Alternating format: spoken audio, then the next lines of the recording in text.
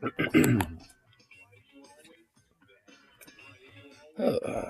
should do this too since it's all fucked up. Okay, cool. Actually, didn't fuck up this time.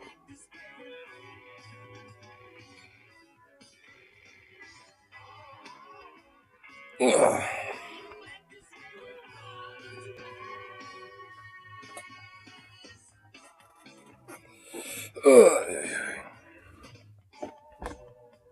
Is it really still showing my ass all blurry?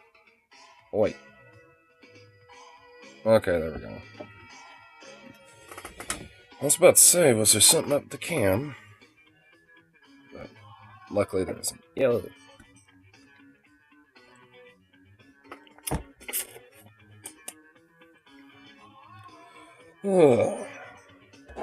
Man, it was kind of annoying last night. Fucking started up my karaoke stream, but these fucking things like turned on while they were in here when I put them away, and fucking connected somehow while I was going on, so it like muted the whole fucking thing. I was just like, because I was about to do time sensitive songs for last night, and I was like, why don't I hear anything? I realized like around the time I put them away, then it just suddenly went, and then the audio cut out, and I was just like, oh fuck. So that's some bullshit. If I knew that, then I just would have I would have at least had that fixed within a minute, but obviously that didn't work out. So,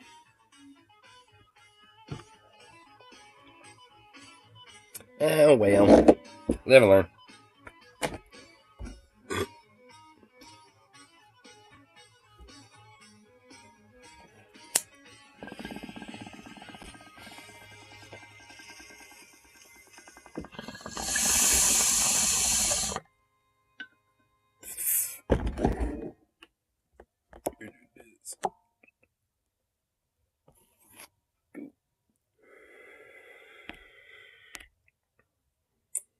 Cool. Didn't fuck up. Sweet.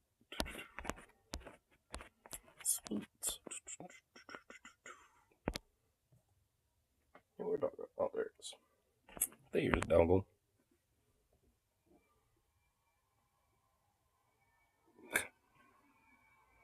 I guess he's found a new little corner to chill in. Just barely out of view. Placa de Epic and Sale in Salad Compolo MC. An Epic and Salad Compolo. Are you having a salad?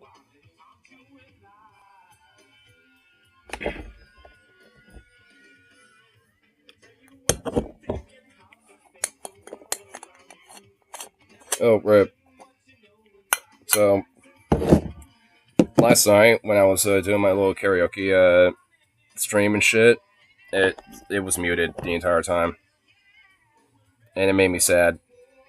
And the reason why is because these turned on and connected, and fucking somehow took the mic off, and I was just like, bruh. It's like, lol. I know you were gonna lol. I was just like, god damn it, cause about 5 minutes in, it just only went quiet as fuck. Mime karaoke. I know, dude. Yeah, it's a new type of karaoke. It's just lip syncing and lip reading, dude. You don't actually listen to anything. You mimic it. That's why I named this the Huskyvite Mime. Play Free Bird without saying anything.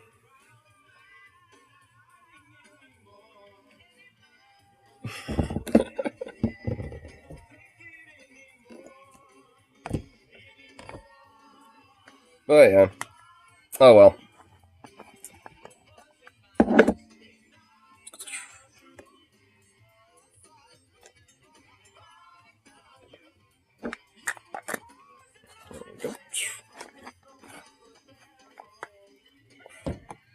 Oh, and for a Friday, for a Loud and a Lick, I also want to ask you about this. Mainly Harley, actually. Because I need to figure out at least to make sure if one of my rides isn't operational. Honestly, I think one of them is. It just might just only need a tube replacement, but even then, it might still be fine as long as we're able to just kind of pump it up, occasionally. Trying to think, because like that, because I do have one that's essentially ready to go. I mean, it's just like I think it just really needs like a quick little tune up, basically for the most part. Which I know Arlo will definitely be a little bit better at just figuring out exactly what little tune up we'll need.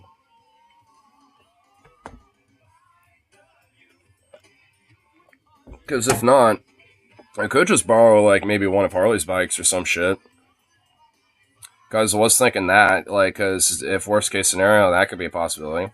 Because I know, like, Harley has a couple of them, so I could just borrow one of his.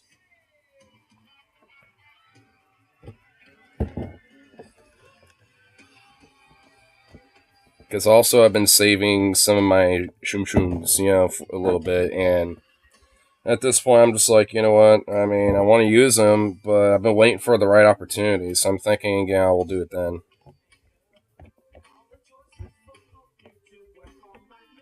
Maybe not all of them, but at least, a good chunk of them.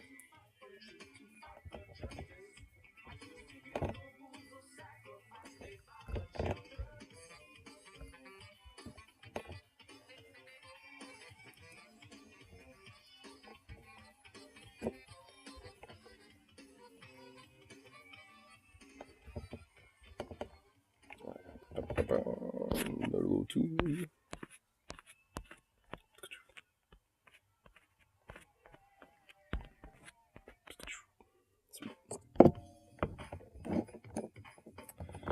Get this all ground up, get a fresh bowl loaded and all that. See what's happened for the world today. I actually know some shit definitely popped off today. I don't know if you heard about it, Rip, or anything, but like there was like a bunch of fucking like straight up like terrorist attacks or some shit. Like in Dagestan and on like in Russia too, like all throughout the day today. Like I saw like something before I came on here about like 15 cops in like Dagestan that just got like fucking murked by a bunch of like militiamen or something. And then like two like towns or like two little cities that are like near the Azerbaijani border or some shit. I guess this would be Dagestan or whatever. But like like they basically like had like two other fucking like attacks in these other little towns and shit. I'm just like, what the fuck is going on over there? And didn't really read anything about it. I've just been seeing the headlines on it. I'm just like, what the fuck? It's definitely wild. I'm just like, huh? It's like, it's like, what the fuck is going on over there for that shit to pop off? Because honestly, the one thing I could think of would probably be like Islamic extremism, maybe. Because I know Dagestan is like a Islamic kind of region or like a province in Russia, so I wonder if it has something to do with that. But I have no idea. It's definitely some wild ass fucking shit though. And plus, there's just been like a few other little things that I've been seeing that's been happening over the weekend where I'm just like, bruh, whoa.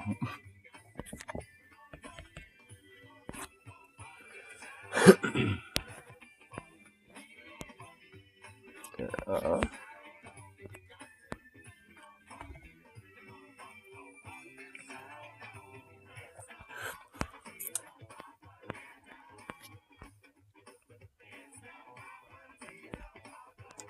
Yeah, what the Orthodox priests and a number of policemen killed in shootings in Russia's Dagestan. Man, like, not really much.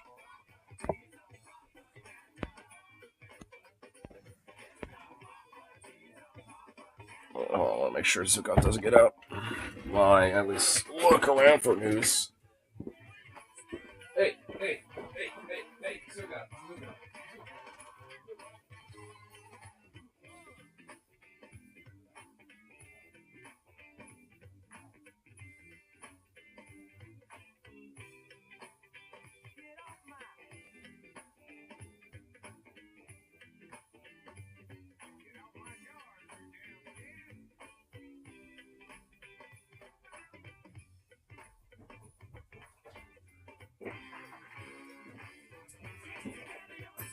What? A sneaker?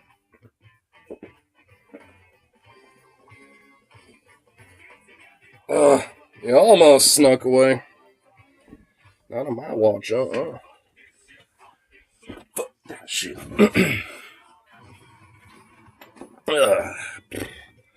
Ooh, it dropped out there, and that was like a little nippy.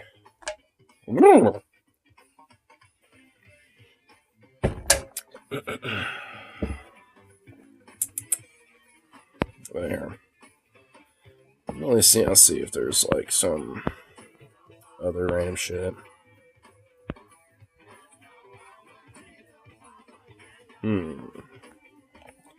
Yeah, I bet if I just do this here.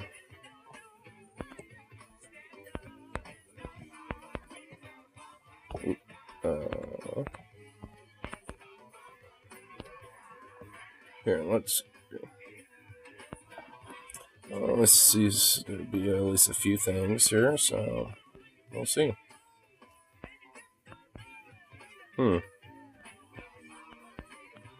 Well, at least maybe use this here. So what this is all about.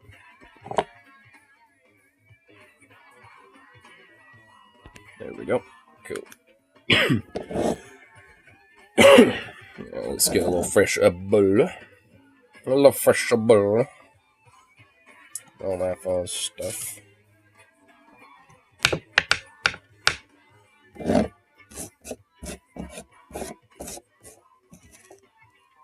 we go. Well, hello, dog. Hi. You just ran right up over here. You came over here with a conviction. What do you want? What's up, buddy?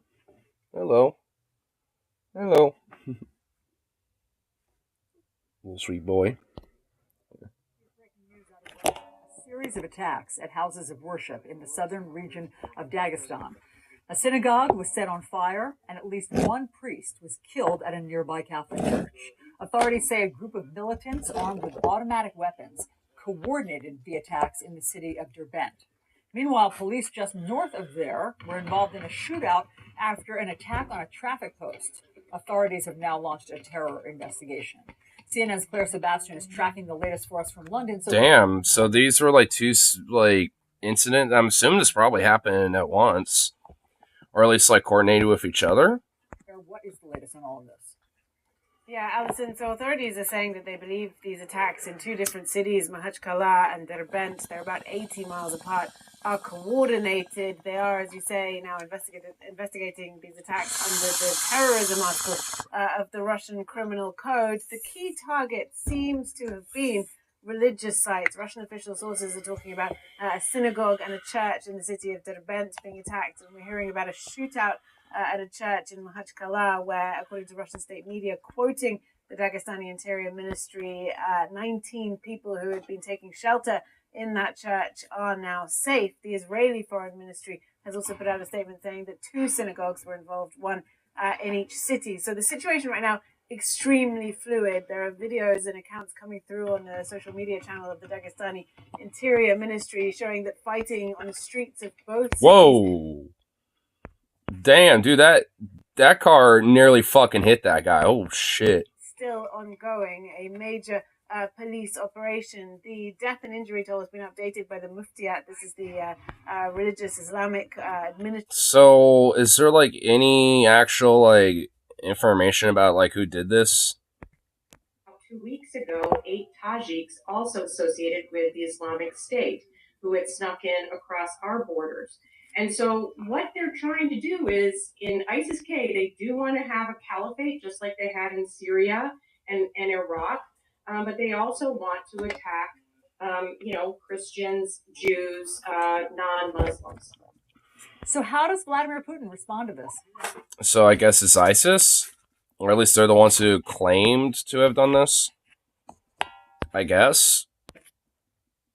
I mean, is there, like, actually, maybe anything in here? Probably not. They used the word militant in the thumbnail. Did Al Jazeera buy... Wait, what? They are literally just griping on whether they said militant or not. Seriously? Hey, what are you doing over there? Like, that is honestly just fucking lame. Like, there are literally fucking endless people that will comment about, like, whether to call someone a terrorist or not. Which, I mean, militants, terrorists, I mean, at least in this case, they're pretty much one and the same, right? Like, I mean, either way, you wouldn't be wrong. So what's the fuck? It's like a different. It's like it's a distinction without a fucking difference in this situation. Okay, like, I mean, are they really? Oh my god, dude, these weird conservative chuckle fucks, bro. They're so fucking weird. So, like, I wonder what's like. Yeah, I wonder if this has anything to do with like the shit that's going on in like Gaza and Lebanon right now or anything. But I mean, I don't know. I suppose we'll hear more information tomorrow. I guess. Still, it's just like, whoa. Doggo, what are you do? You are really acting like a nut. Doggo is a nut. Doggo is a nut. Doggo's a nut. Doggo a nut.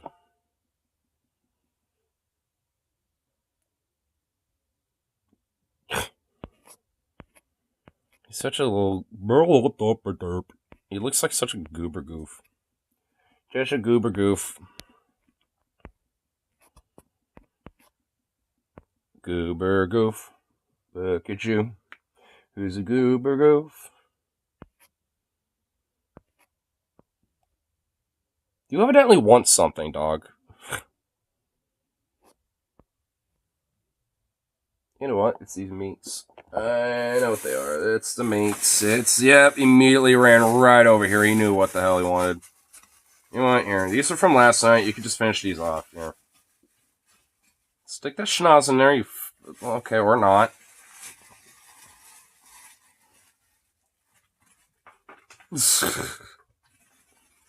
Yeah, well, don't eat the plastic, you fucking dork. Oh my god. Dude, he's a nut. He's a nut. And now I'm dropping the light. That's all great. Let's put that on there, actually. There we go.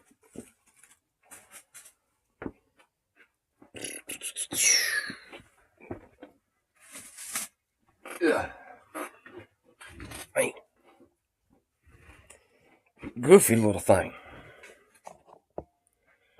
An absurd little thing.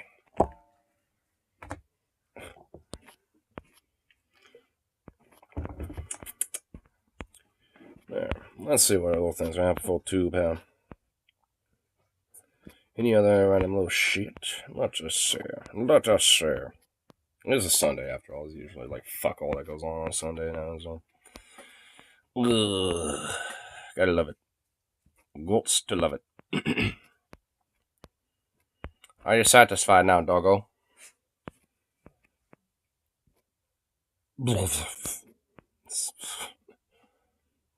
Man, what a goof. He's such an audible little thing, despite not really being much of a boofball.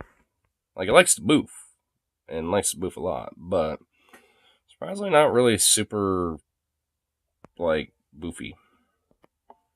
Very quite boof.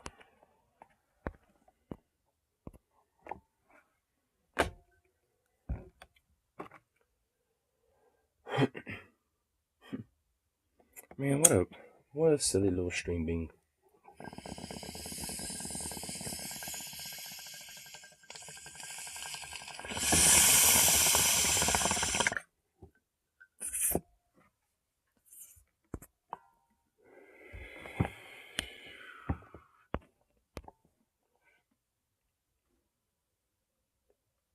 What are you doing over there, bro? What are you getting yourself into? Don't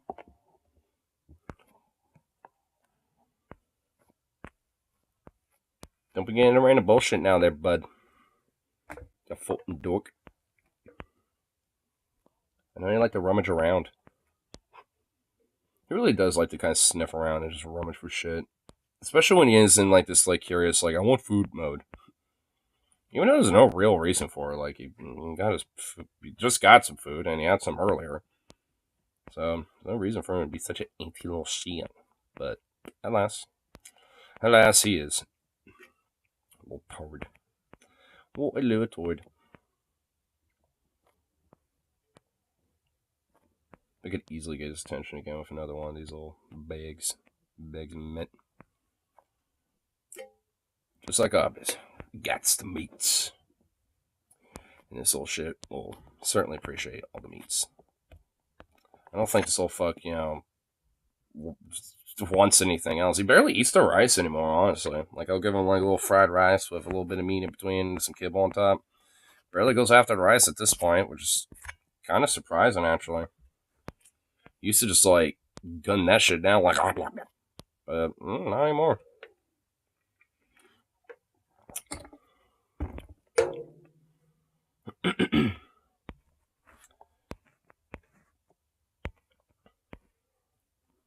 Maryland couple dies while going on religious pilgrimage in Saudi Arabia. Is that due to that like whole like Hajj pilgrimage thing? Because there's like fucking like straight up like 1,300 something people that have literally dropped dead because of how fucking hot it is. It's just like, I mean, that's just wild. I don't think that's happened before. I know I've heard people about like getting trampled and shit, and stuff. Like if because it's like so crowded, but not like just straight up like thousands just dropping because it's so fucking hot. Like that is fucking bunk wild. Like just straight up. I mean, it's already like hot as fuck over there as it is. Like, I mean, how in the hell, like, with like with a heat dome and shit going on, like, how in the fuck could anyone like survive there? Even if they were acclimated to the heat, it's like Jesus. Especially when you have like so many bodies in one place. Like now you just got like that ambient, just like human, just like body temperature, just heating things up too. Ay ay ay. Man, that's the one thing I'm definitely fucked. When it comes to like climate change stuff, it's the heat. Like I cannot hang with it. I don't do good for shit in heat at all. That's like my most ultimate nemesis. I don't really mind the sun, but as soon as it's just that fucking, just like even honestly for me, like like anything that's like 90 plus, I'm just like no. But as soon as it hits those triple digits, fuck that, dude. Oh my god. Man, even walking to like work, in that shit was just, like nearly fucking took the wind out of me. Because holy fuck, bro, when we had those heat waves and shit, oh my god. Ugh. And we had like fucking wildfires that year in 2020 and shit. It was nuts. Ridiculous. I actually think at a couple points, I just said fuck it, literally brought a gas mask because of how like thick the smog was and all the fucking forest fire smoke, because it literally smelled like burnt plastic because of people's homes on top of all like the burnt forest and shit. So it's like, because for a while it smelled like kind of like a burnt forest, like that campfire smell, which, but like then I just like every now and then I get a strong whiff of like, burnt rubber, burnt plastic smell. And now I realize that's like, I would be like, oh, that's the sign of houses that burnt down, because of all the other shit, that's, in a house and stuff that would be, burnt down because of this. So it was like, oh, this is toxic as fuck for me to breathe. So I was like, after when that shit started happening with how thick it was, I'm like, you know what, gas mask, fuck this. Like, I ain't doing that. Man, dude, 2020 was such a wild year. The protests, fucking COVID, fucking the wildfires here, right wing extremists around here and shit, dude. I mean, for Oregon, 2020 was a wild year. Like, there was definitely a lot of shit tested with, Oregonians that year. Hey, we're still here. We are still here. Just doing our hustle game, yeah.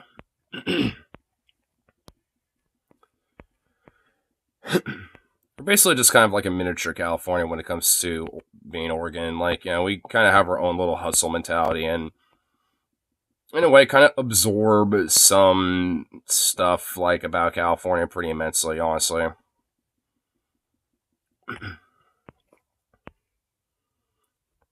Wait, what the hell is this? The Nazi quest for Thor's hammer? What the fuck? What? Okay, I was gonna talk about something else, but what?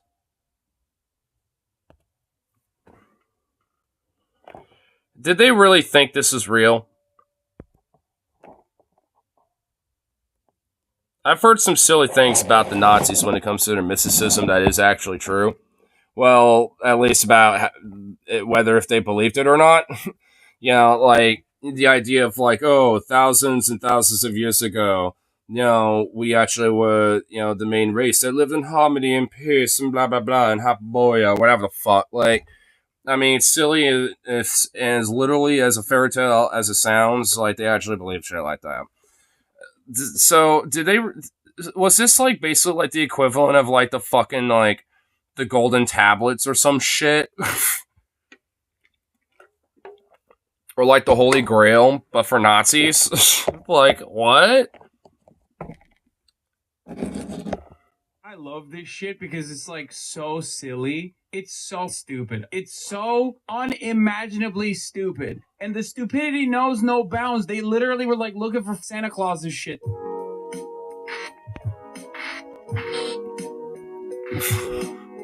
Oh boy. You know what? I actually do want to kind of watch this one. Here, let's do it. Let's do it. The Nazi quest for Thor's hammer. You've seen them in the Indiana Jones, Marvel, and DC comics and films. Fanatical Nazi henchmen searching for ancient artifacts to make super weapons that will achieve world domination. Sturmbannführer Arnold Ernst Todt racing Indiana to find the... Okay, bro, you put some oomph into that. That was some oomph. Wait, hold on. What was that? Wait, how do you say that? Sturmbannführer Arnold... Sturmbannführer. Sturmbannführer. Sturmbannführer is Arnold Ernst Todt. It's like, whoa, that was some oomph, dude. He oomphed it. Racing Indiana to find the... Okay, bro, you put some oomph into that. That's a little sus, okay? That's a little sus how he blurted that out. A little too close to the original German, okay? Ark of the... Ja. Reichsmarschall Sturmbannführer Hassan, ja. Do you need those papers to be seen? I think I might need to see the papers. Johann Schmidt, also known as the Red Skull, fighting the Avengers to take control of the Tesseract. Baroness Paula von Günther, using her occult powers to fight Wonder Woman. Paula von Günther. Dude. Oh my god, I might have a little too much fun with the German pronunciations of these things.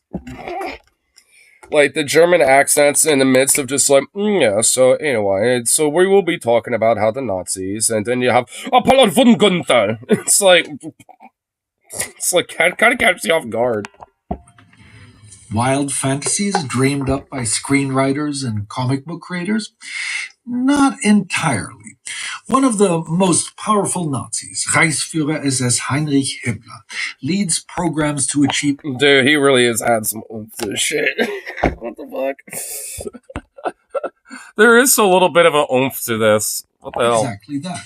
He even goes hunting for Mjolnir, Thor's hammer.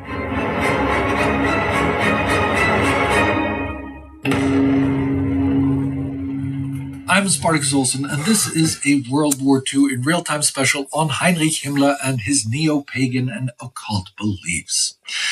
Thor's hammer is part of Himmler's belief in pagan gods, Germanic myth, and pseudoscience. Dude, I love this shit because it's like so silly. It's so stupid. I probably shouldn't have said that right as Hitler popped up on the screen, but it's so stupid. Okay? It's so unimaginably stupid. And the stupidity knows no bounds. They literally were like looking for fucking Santa Claus and shit, dude. It was so dumb. He resolved dumb. this together to create a new religion that he wants the German race to adopt, and has ordered his minions to search the globe for evidence of ancient Aryan power. This image of the Nazis as occultists will become firmly entrenched in post-war fiction. And reality too, to an extent, because a lot of this weird Nazi occultism is still a thing to this day. But how successful has Himmler actually been in creating his Nazi cult? That is what we will look at today. While Himmler might not be able to control the religious traditions of the entire Aryan race, or as it actually is, the Christian majority of the German population, he can control the SS. So that is where he begins. He invents new ceremonies for marriages and births which combine National Socialism with paganism. According to a set of official instructions, an SS wedding opens with an officer reading quotations from Mein Kampf. The bride and groom then Oh my god, dude. candle as a symbol of the commencement of a new Germanic bloodline. Then they shake hands and commit to a shared life and shared work for the nation. Himmler encourages marriage mainly to create Aryan children, ideally lots of them. Yeah, go forth and breed, basically, kind of shit. Which also you can find in the Bible too. I'm sure they probably nitpicks a little bit of the Bible as well for it. Not too fussed about monogamy, as long as any illegitimate children are born to racially worthy women. Anna has already talked about the Nazi breeding farms and the Lebensborn program on the home front. You can watch that for more detail. Did they have a comb extraction unit though? They at least had a breeding unit. I'm just saying. We've moved. I guess technically. I guess by this logic, technically, because they would just go to this breeding unit thing at these Lebensraum breeding programs and just go there. I guess technically. Man, fucking Nazis are wild ass fucks, bro. I mean, they're evil as fuck. I mean, honestly, at the end of the day. But when you kind of start looking into some of the weird shit they actually did believe or at least push on their own people and stuff, it gets really weird really quickly. It's just like, what? Like, full on, like, breeding farms? Like, to prosper the Aryan race? Like, oh my god. Bruh. On that. But the basic principle is that single mothers are cared for as long as they raise their child a committed National Socialist. Himmler also turns to ancient traditions to try and increase the fertility of his SS. In 1937, Himmler states that for some Germanic tribes, it was only at the summer solstice that children were procreated and sexual intercourse took place. He organizes elaborate solstice celebrations of dancing, gymnastics, and speeches. Here, SS men are introduced to members of the National Socialist Women's League in order to, have sex in order to bring the Führer a baby. Himmler has also great fears that the handsome men of the SS might find each other a more attractive alternative. They also try to do we can't allow these crafty but very sexy Jews to be breeding with our alien men. We can't allow this, nine! Like, oh my god, bro, what? Alternative? I wonder what that means. Right, too, now that I think about it. Like, what was it called? Like, they tried to do, like a type of birthright for American Germans, where they were trying to bring back American Germans to, like, fight for the fatherland. Oh, I know what this is. It's a Volkscall, basically. It's like the people's call. It's essentially that, it was like an international message, on radios and on papers and shit, basically saying, you have a national and ethnic birthright, as a German, and as long as you, accept the Führer's call, you can essentially, be a citizen and naturalize yourself. There's actually an episode on Band of Brothers that actually has a scene where one of the members of Easy Company, who's from Eugene, Oregon, or Astoria, Oregon, met a German whose family took that call when he was a kid and came from Eugene, which is another city in Oregon. I mean, totally different places. Astoria is near the mouth of where the Columbia meets with the Pacific, so it's a coastal city and a port town. But Eugene is dead center right in the valley, right in the Willamette Valley. So it's just like, I mean, you have two Oregonians born and raised, but one of them and their families decided to take the people's call and shit. And yeah, so it was, I think, something that happened during like the late 30s, maybe, I think. Just before the war officially like completely kicked off. Not just like the German American Bund, but there was like a call for there was a call for like American It Germans was like called Volk something. Like that much I know. to come back to the fatherland to defend the fatherland and be like, participate in German conquest. Oh yeah, I mean it must. Where are you from, son? Very famously depicted In by Band of Brothers. That Right part here. is a war crime, technically. It's a wild. My family answered the call. Yep, this scene right here. Yeah, because at the end of the scene, those same German prisoners, including the guy from Eugene, got killed. They were executed. Spoiler alert for those of you who haven't watched Band of Brothers. God, Band of Brothers get my dick hard, dude. Holy shit. Low key though, dude. Band of Brothers is actually pretty fucking good. I really love the Pacific though. The Pacific I think is a little better, mainly just because of how fucking brutal it is. Like it goes no hold barred about being brutal as fuck. I mean, and it really shows like there's a staunch fucking difference of like the fronts, so to speak, with the West and the Pacific theaters. Swear to God. If you want me to become an unironic, like, American hog who loves America, who is, like, the most patriotic person you've ever met, that was me watching Band of Brothers. I was, like, doing a standing salute every episode. Shit is so good. Oh, God. It is... I still got the theme in my head, bro. Dude, I got the theme in my head to this day, bro. Dude, it's a good show, man. It really is legit dead ass a banger of a show. Like legit, it really is good. I mean, there's some historical inaccuracies. I mean, there's still some fiction, but a lot of it's just more for flair. But like at least when it comes to broader historical accuracy, it nails it pretty well. It's just a good show. Just, anyone who hasn't seen it by this point is, I think, kind of fucking nut. Like even if you don't like war dramas, like even outside of that, it's one of the shows worth watching. Oh, goddamn good.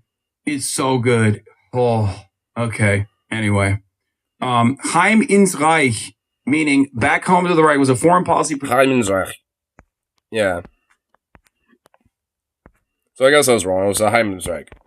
By Adolf Hitler before and during World War II, beginning of 1938. The aim of Hitler's initiative was to convince all Volksdeutsche, ethnic Germans, who were living outside of Nazi Germany, for example, living in Austria, Czechoslovakia, and western districts of Poland, that they should strive to bring these regions home into the Greater Deutschland, but also relocate from territories that were not under the German control following the conquest of Poland.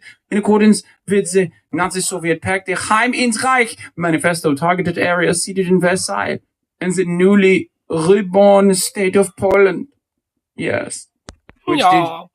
Which also, funny enough, like they were going to be conquering these places anyway, so they can have all these Germans go back to those places and then just resettle them.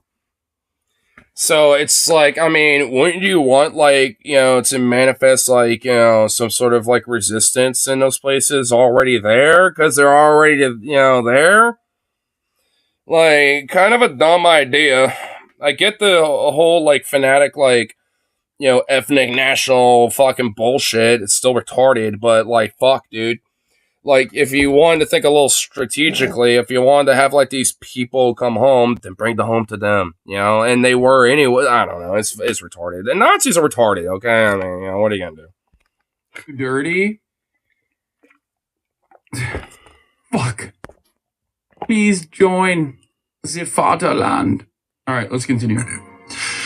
We need to make sure that we invite the best girls rather than the inferior ones and give SS men the chance to dance with the girls and enjoy themselves to make sure that no one is ever set on the wrong road towards homosexuality.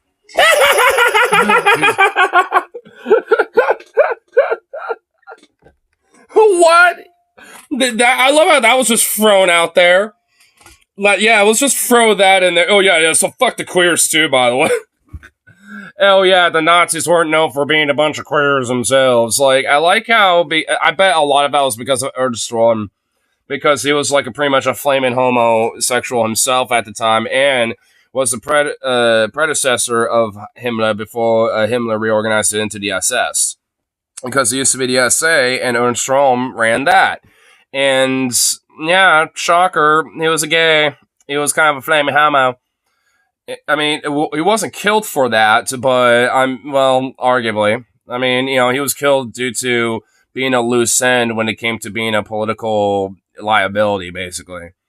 Which I guess that's why, theoretically, it was probably because he was gay.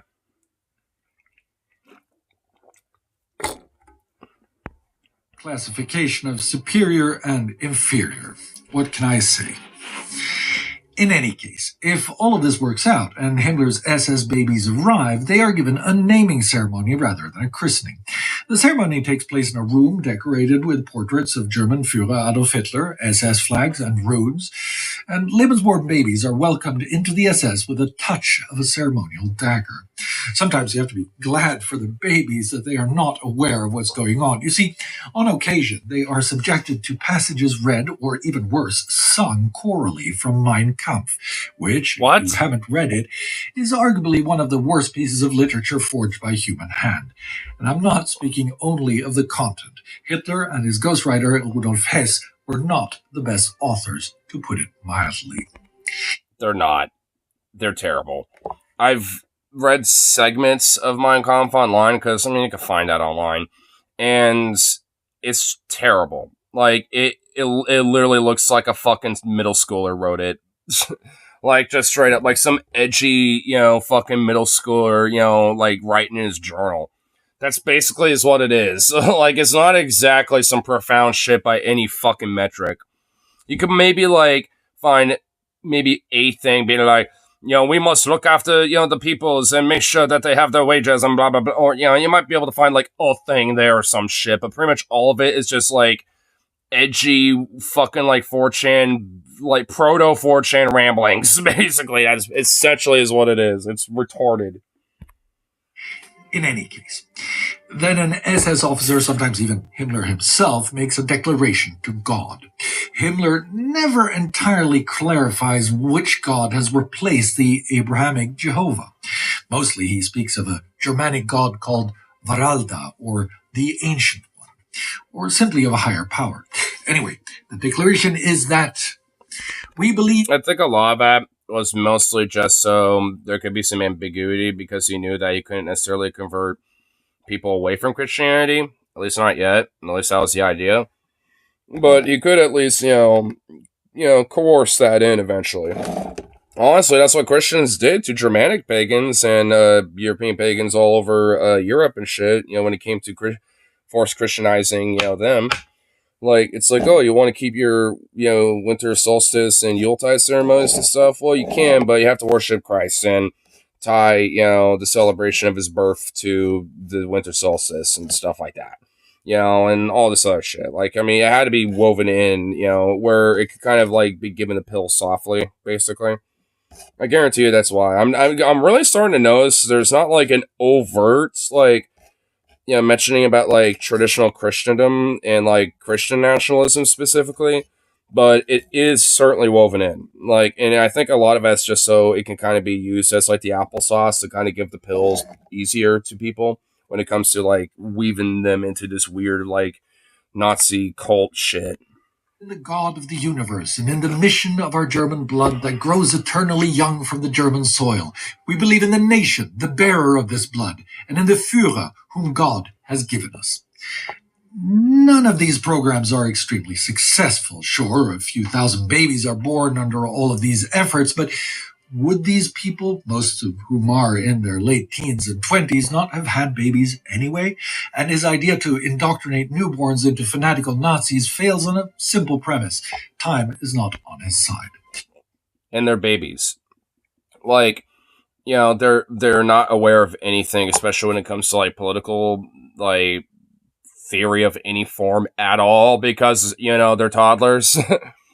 Given enough time, once you have them grow up, you can get them into it, I suppose. But, What, you think they're all of them are going to be into that? Maybe some of them will, second guess, and maybe a few of them will be like, punks and countercultural and rebellious, kids and shit.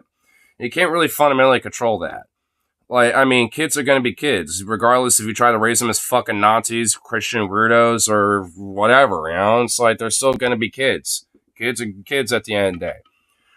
They're going to be rebellious, they're going to be rambunctious, they're not going to know better, but, like, enforcing, like, a weird inherent doctrine, is not certainly going to help either. As for the wedding ceremonies as a path towards ingrained traditions as a basis for a new religion, there are quite a few weddings SS style. But does that matter? Does getting married in a church by force make you a proselytizing, true-believing Christian? Like most weddings, the groom and bride have higher priorities, getting on with life while getting some regular vitamin P. But why does Himmler want so desperately to have a new religion? Himmler's fascination began after he and his fellow Nazis failed in the Nazi beer hall putsch of 1923 in Munich. Despite his party membership, he was still searching for his own ideology. By this point, he had already rejected his Catholic faith, believing it too soft on the Jews in a hotbed of homosexuality. Is Himmler Doff protesting too much about the homosexuality thing? Because he really has got like a fucking hard on, no pun intended, about that. These damn Jews and their homosexuality, and the Catholics in bed with them too. Quite literally, I'll say.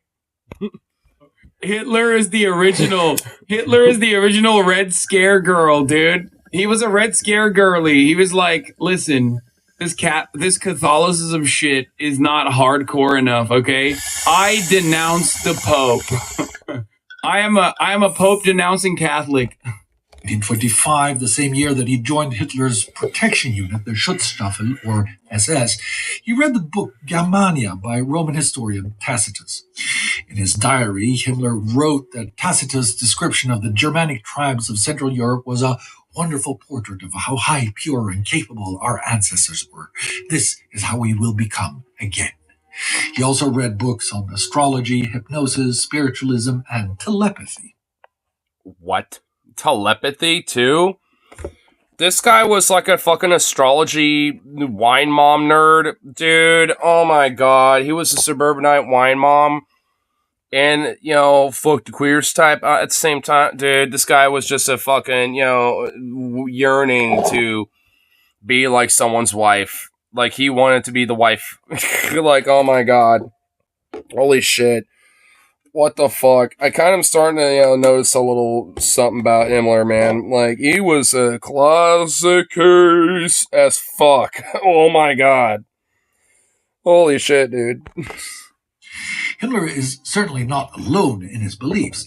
The Völkisch nationalist movement has a prominent neo-pagan and occultist subsection.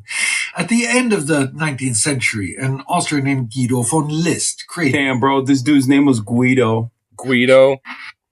...a new religion Big based L. on the worship of the god Wotan. Guido, dude. That's kind of fun name. They're known in English as Odin. This is your guy? You went to a guy named Guido? Get the fuck out of here, bro. No fucking shit, dude. Claimed that ancient Aryan priests had left behind their knowledge. If I found out, like, the origins of leftism came from someone named Guido, I'd be like, alright, I'm conservative now. I'd be like, oh, hell no. Runes that were revealed to him in a dream.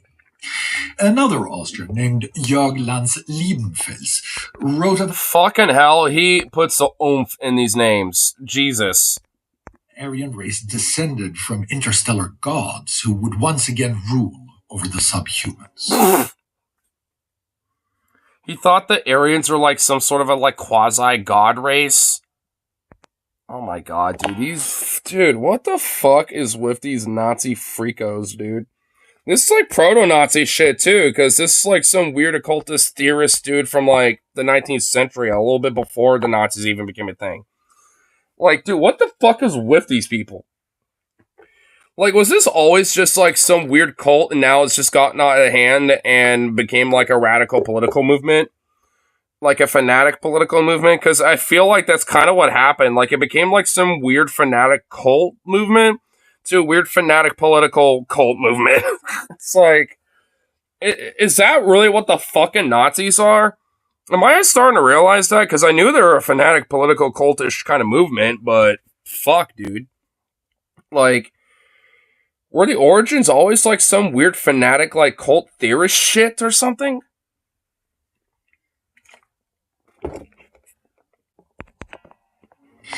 The Tulu Society argued that Germans were descended from Aryans who had lived on a lost Arctic island. Several leading Nazis like Dietrich Eckart, Alfred Rosenberg, and Rudolf Hess belonged to that society. After taking charge of the SS in 1929, Himmler decides he must lead Germany in returning to pre-Christian Germanic traditions. Only then would the Aryan race triumph in the conflict between the human and the subhuman. A neo-Nazi occultist revelations, basically. Quickly sets to work after the Nazis seize power in 1933. He recruits a man named Karl Maria Willgut, a Rasputin-like Austrian mystic. This new SS member claims he can access the knowledge of ancient Germanic tribes by going into a clairvoyant trance. What? They just got some weird fucking religious occultist hustler to just like be like, yeah, I can do clairvoyant trances and I can talk to pre-Germanic like tribes people and shamans and shit, bro.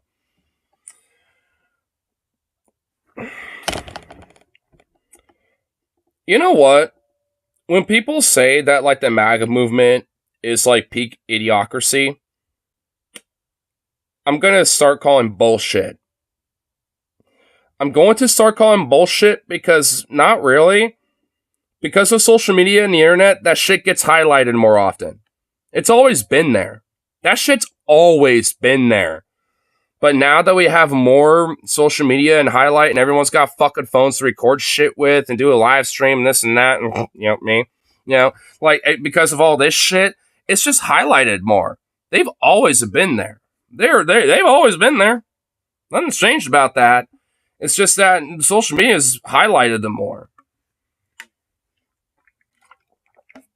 Their freak flag is allowed to be way more public than it used to.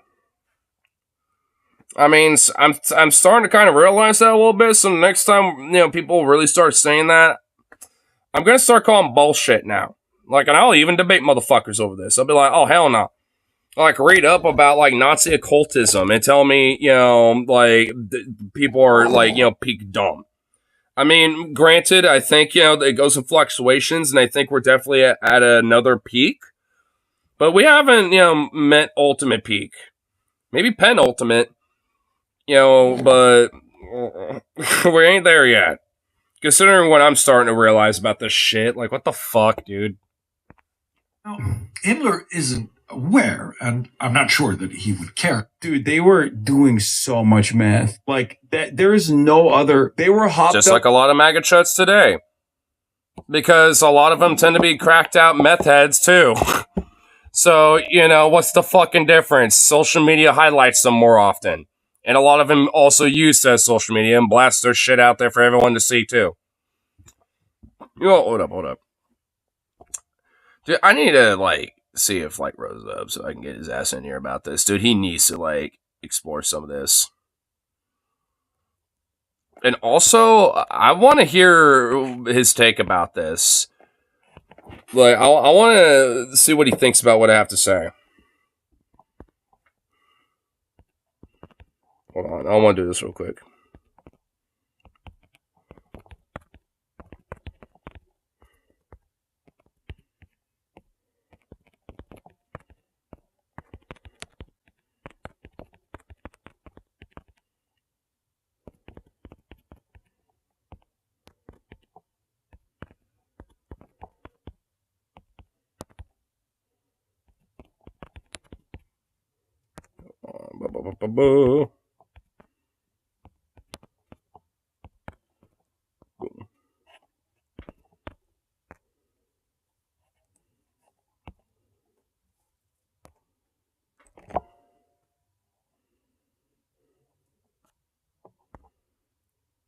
Boom. Okay, cool. Here, I'll do this real quick. Put that back on. I like how as soon as I got quiet, Mickey over here decided to be active.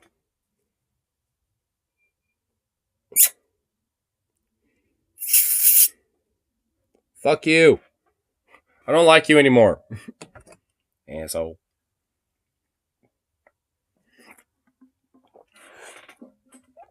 Anyway. I would kind of give it a minute, but we'll just kind of keep playing for now. We'll see if he responds.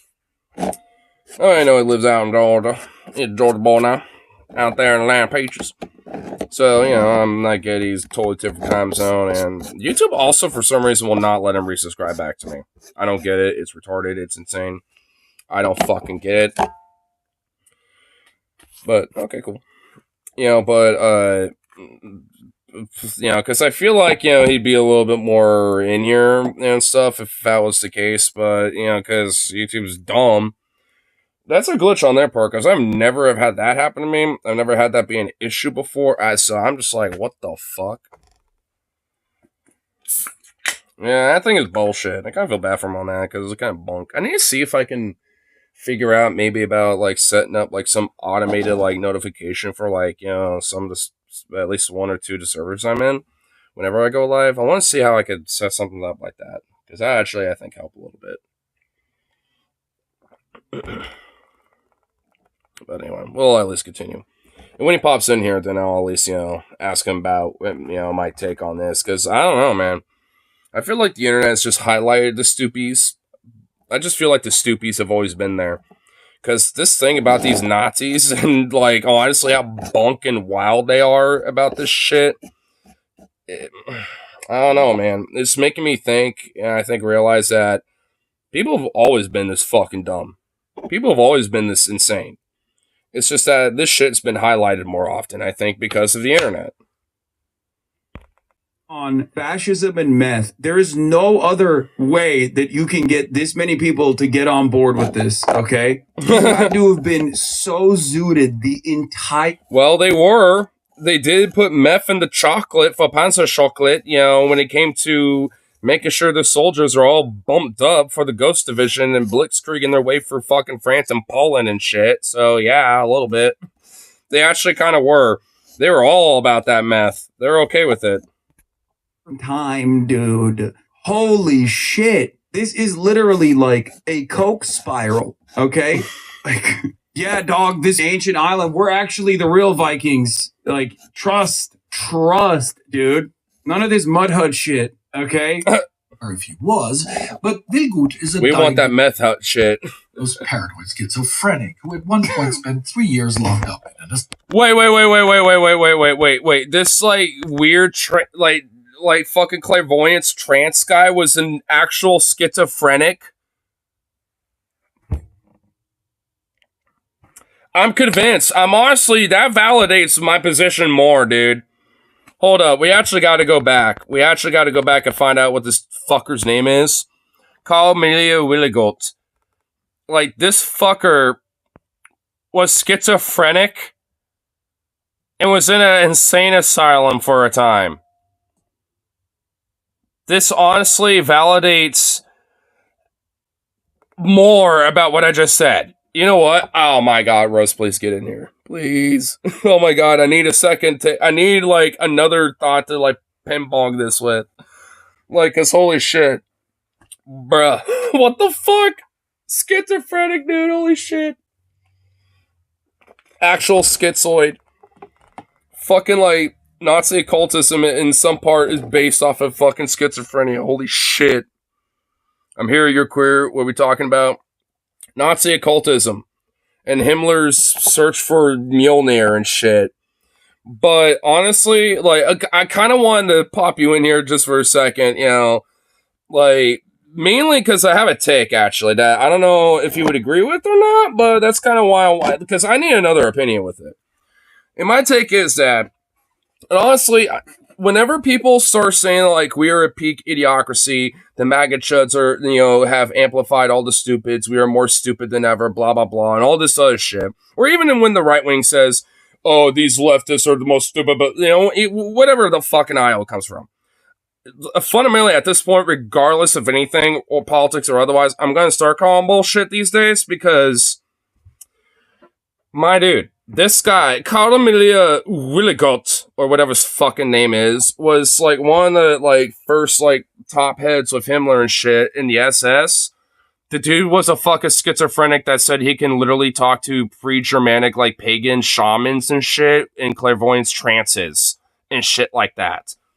And also, like, Himmler had a strong fascination with astrology, fucking telepathy, all this, like, suburbanite wino fucking, bored fucking wine mom shit, that would basically, you'd see on a fucking weird bored wine mom Facebook group and shit. Like, I'm starting to realize, like, these stoopies have always been here. The internet's just highlighted them more often because it gave them a platform to be stupid on. Like, honestly, I don't think, the, quantity of stoopies has really changed. It's just that they have been amplified more. I mean, that's kind of like, at this point, my take. Because these fucking Nazis are just, like, as stoopy and as insane as the people today. Like, these fucks were as literally mentally actually ill and unhinged as people are today about, like, MAGA chud Trumpism shit and stuff. It's been more or less my thoughts for a while. Well, at least, I feel like there's a little validation. But also at the same time, I'm starting to realize, I'm starting to also realize, I think, like, the Nazis were always, like, just some fanatic ethnic racial cult, honestly. Because, like, there's a lot of other names here that popped up a little bit ago. Not these guys. Like this dude. Jorglanz von Lebensfels, or whatever the fuck. This guy is like a late 1890s, like, fucking racial occultist theorist and eugenicist kind of guy. And, like, I mean, so he was like a Nazi before they were even a thing yet. So I'm starting to realize, like, was this, like, just some fanatic cult movement that just got politicized and became a political fanatic movement? And now we just have to deal with that, ever since? Because this is, like, I'm starting to realize, like, I think they were always, like, just some weird, like, neo-pagan eugenicist Aryan cult or something, like a religious cult. I think Nazism, I'm starting to realize, I think its root was being a religious racial cult. Cause, holy fuck. I mean, I kind of knew that was already there. I didn't realize that was the fundamental root to it. Like, I always thought, like, Hitler was kind of, like, one of the main, like, kind of core roots to it, but he really isn't. I'm starting to realize. It's just like, whoa.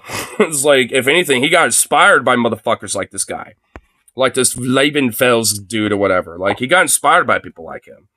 So, if anything, like, the origins go even farther back with this shit. It's just like, what the fuck? I'm actually weirdly learning some shit about, the Nazis with this type of shit. You know what they say? It's in the art of war, right? To know your enemy and yourself. You'll never see to defeat it, in 1,000 battles kind of thing.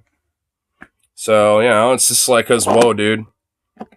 There's definitely, for me especially, at least, it's been kind of like a blind side, in my understanding with this fucking weird fanatic bullshit ideology. Cause, like, whoa. I mean, not that there really is, like, any, I guess, like, inherent reason for it, because it's always going to be bullshit and insane. You don't really have to dig that deep to fucking, realize that, but it's always interesting to at least kind of figure out, like, where some of these origins of this type of shit comes from, because it's like, whoa, dude. This has been a thing for a while. And, and I know even Hitler got inspired by, like, American eugenics and shit like that, too, but, I mean, it's like, it seems like, I mean, honestly, it was really just more rooted into this, like, kind of religious fanaticism, at least specifically of the SS in this case, with, like, the neo-Nazi occultism, at least when Himmler was in charge of all that. Maybe Hitler had different ideas, but, Himmler certainly had his own agenda in mind. Like, he had a whole, like, religious fanatic, like, I already knew that, like, he wanted to kind of establish this, like, neo-pagan, like, Nazi Aryan religion, but I didn't realize, like, how deep that goes. At least with how far back this idea goes. How else do you think people like Jordan Peterson get so popular? Do you think someone like him would have fallen in the 70s or 80s? No, he would have been living in a box and rambling. Yeah. I mean, and even if he did have like, well, I mean, that's I think worst case scenario. Best case scenario, he gets like his small little following, that might hang out with him at like some sort of like church that he gets associated with or something. Like he'll eventually get propped up or picked up, or something because a few people will follow him, or maybe he'll go the route of like I don't know, maybe not like a Charles Manson, Jim Jones kind of thing, but maybe kind of like a cult of that size and just have his own weird little like ethereal fucking spiritual shit or whatever. I mean, I don't know. Like, I guess there could be different paths, in that sense, but none of them good. And he certainly would not get the same recognition that he does today. But with social media and the internet, it gets amplified a lot more. So we just happen to see them more often because of that. It's not like, there's more of them. They've just always been there. And I guess in a sense there is more lately just on the virtue just because they are amplified. And a lot of people that, go online and maybe watch a video from Jordan Peterson or a YouTube short or a TikTok reel, whatever the fuck, right? Like, and they see his face there and they're like, oh. Or like Andrew Tate or whoever, right? Like, I know Andrew Tate isn't really much of a dude that you see on the shorts as much anymore because he got fucked. But still, like, I mean, for a while, he was everywhere. Like, legit everywhere. So are there more of them or have they just gotten louder? I think there's just simply, they've gotten louder, but I think maybe because of how they are amplified, there is a virtue that maybe there will be more of them in the future, but I don't think we've really hit that yet. Because a lot of people that do consume that content tend to be people like our age or younger. I know that last karaoke, I know audio. I told Ripcity that earlier because last night, I was going to, timestamp my songs. And then I realized, the first like 3 minutes were fine, but then I was like, all right, I know I sung around here. And I was like, I can't hear anything. And then I skipped around everywhere. I'm like, no. And I realized why. It's my earbuds I have. I have these Bluetooth ones, and they turned on while they were in here. Or some such shit, and like fucking took the mic off because like they connect to the mic in this fucking thing, and because they're closed, they fucking didn't catch shit. I was like, fuck, god damn it. I was a little butthurt, but whatever, you live and learn. And I'm actually a little butthurt because my rendition of "Be Prepared" Scar's song from the '94 Lion King, that like for the second time I've done that. Over there, I fucking nailed that shit. It was a great night to do that. And fuck, it didn't get caught. Ugh, it made me sad. Boo. And the boys showed up. Rip City was there. Metal T, fucking Marcouche. Dude, all the boys were there, dude. And it was like, bruh. Man, such a sad night for that to happen. But whatever, you live and learn. Bye-bye, 74 pornographic images. Well, shit, I might have to turn the fucking screen off for this. Fuck it, we're risking it. We're risking it for the biscuit, baby. Because I know how you roll. Oh! Mamma mia, the papa pelita, the Dios mio, better the god that dia. Oh, Dios mio. Yes. Oh, look at that. That looks pretty good. You know what? This is actually one of those times where I'm not the biggest fan of broccoli, but I would eat the fuck out of that with the broccoli in there. I might just put a little tinge of garlic powder, a little extra pepper, and a little dibble-dabble some soy in that bitch, and boom, son. Oh, hell yeah, dude. Hell yeah. Oh, you know what? Tabasco, too. Can't go wrong with some Tabasco. What we got here? Oh! What the fuck are these? Strawberry brownies? Or little strawberry shortcake? What are these little bad boys? Ooh, strawberry brownies! Fuck. Yo. Goddamn, I want to eat the shit out of that right now, dude. I never had a strawberry brownie. That looks fire, bro. That looks fucking fire. You know what? Honestly, even with the weird Nazi occult shit we were just getting into, this actually is a good bio cleanser. Goddamn, look at that. Wait, what's this? Ooh, you just have to wash it all down with. Yeah.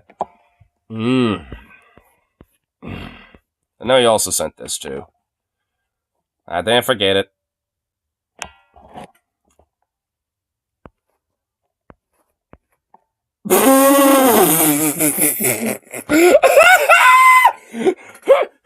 Okay, I'm saving this. Oh my god.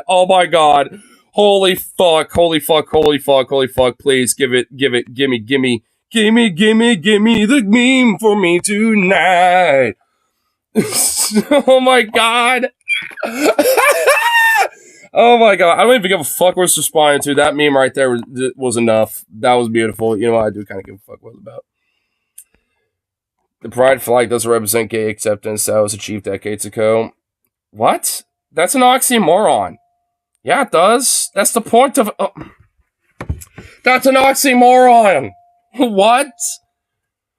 Yeah, maybe it was achieved for just the gays. And that's it. But hey, you're kind of excluding a lot of other, people that identify in different ways, like, bisexual people, pansexual people. I guess maybe not lesbians, probably not. But, maybe, if you want to get a little extra technical with it. So, kind of excluded some groups there. Represents a totalitarian stance that you must accept and bow down or be branded an enemy of the state. That's... Not even the state gives a fuck about this, okay, bro? Excuse me? Really? Not even the state gives a shit, son. Like, come on, give me a break. It's totalitarian. Yeah, it's totalitarian to just have, like, a pride flag out there, or, like, a progress flag or some shit. Oh, yeah, it's such totalitarianism. Yeah, it ain't totalitarian to be waving a goddamn American flag every fucking, chance you got. Or waving a fucking Trump flag every chance you got. Oh, yeah, shit like that ain't totalitarian. But, oh, yeah, waving the pride flag, yeah, shut up, you fuck. Represents a cult mentality and is fascistic in nature. You're one to talk.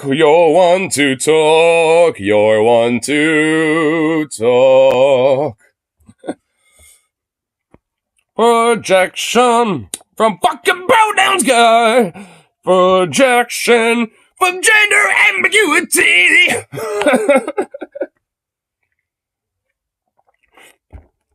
My god, what a fucking little muffin, bro. And hence the meme. I love it. Honestly, that just makes it even more sweeter. What kind of crack has this guy been injecting up his anal vein? The same one that the Nazis and Heinrich Himmler were snorting, probably. Because, also, you want to know why Heinrich Himmler was trying to do this whole weird, to kind of bring back full circle. You want to know why he wanted to do this whole weird, like, neo-Aryan pagan fucking occult shit? Because he thought the Catholics were too soft on Jews and queers. That's literally why. I shit you not. That's the only reason why, basically. He thought they were too soft and in bed with the Jews to be soft and embed homosexuality within the church and stuff like that. So let that fucking bake your noodle. That's why Himmler became a weird fucking neo-pagan occult fuck. So, yeah, that's why we kind of got these weird Nazi occultists today, is because that. And also, back then, I'm pretty sure the Catholic Church, if they had their way, would literally burn, would burn a gay person, okay? Like, if they were truly able to have their way. Like, I mean, come on. I gotta go take a Himmler. I'll be back in a few. Fair enough. No worries. I know I kind of went ahead, so I'll go back here. And, well, at least, we'll play a little bit ahead. And with this new information, I'll catch you up. Work after the Nazis seized power in 1933. He recruits a man named Karl Maria Willgut, a Rasputin-like Austrian mystic. This new SS member claims he can access the knowledge of ancient Germanic tribes by going into a clairvoyant trance. Now, Himmler isn't aware, and I'm not sure that he would care. Dude, they were doing so much. doing a lot of meth and also letting a lot of unironic schizos in their fucking movement. Because he kind of cut it off a little bit, but what it said that he was schizophrenic. Himmler isn't aware, but I'm not sure he would care if he was, but Wildegut... Or if he was, but Wilgut is a diagnosed paranoid schizophrenic who at one point spent 3 years locked up in an asylum.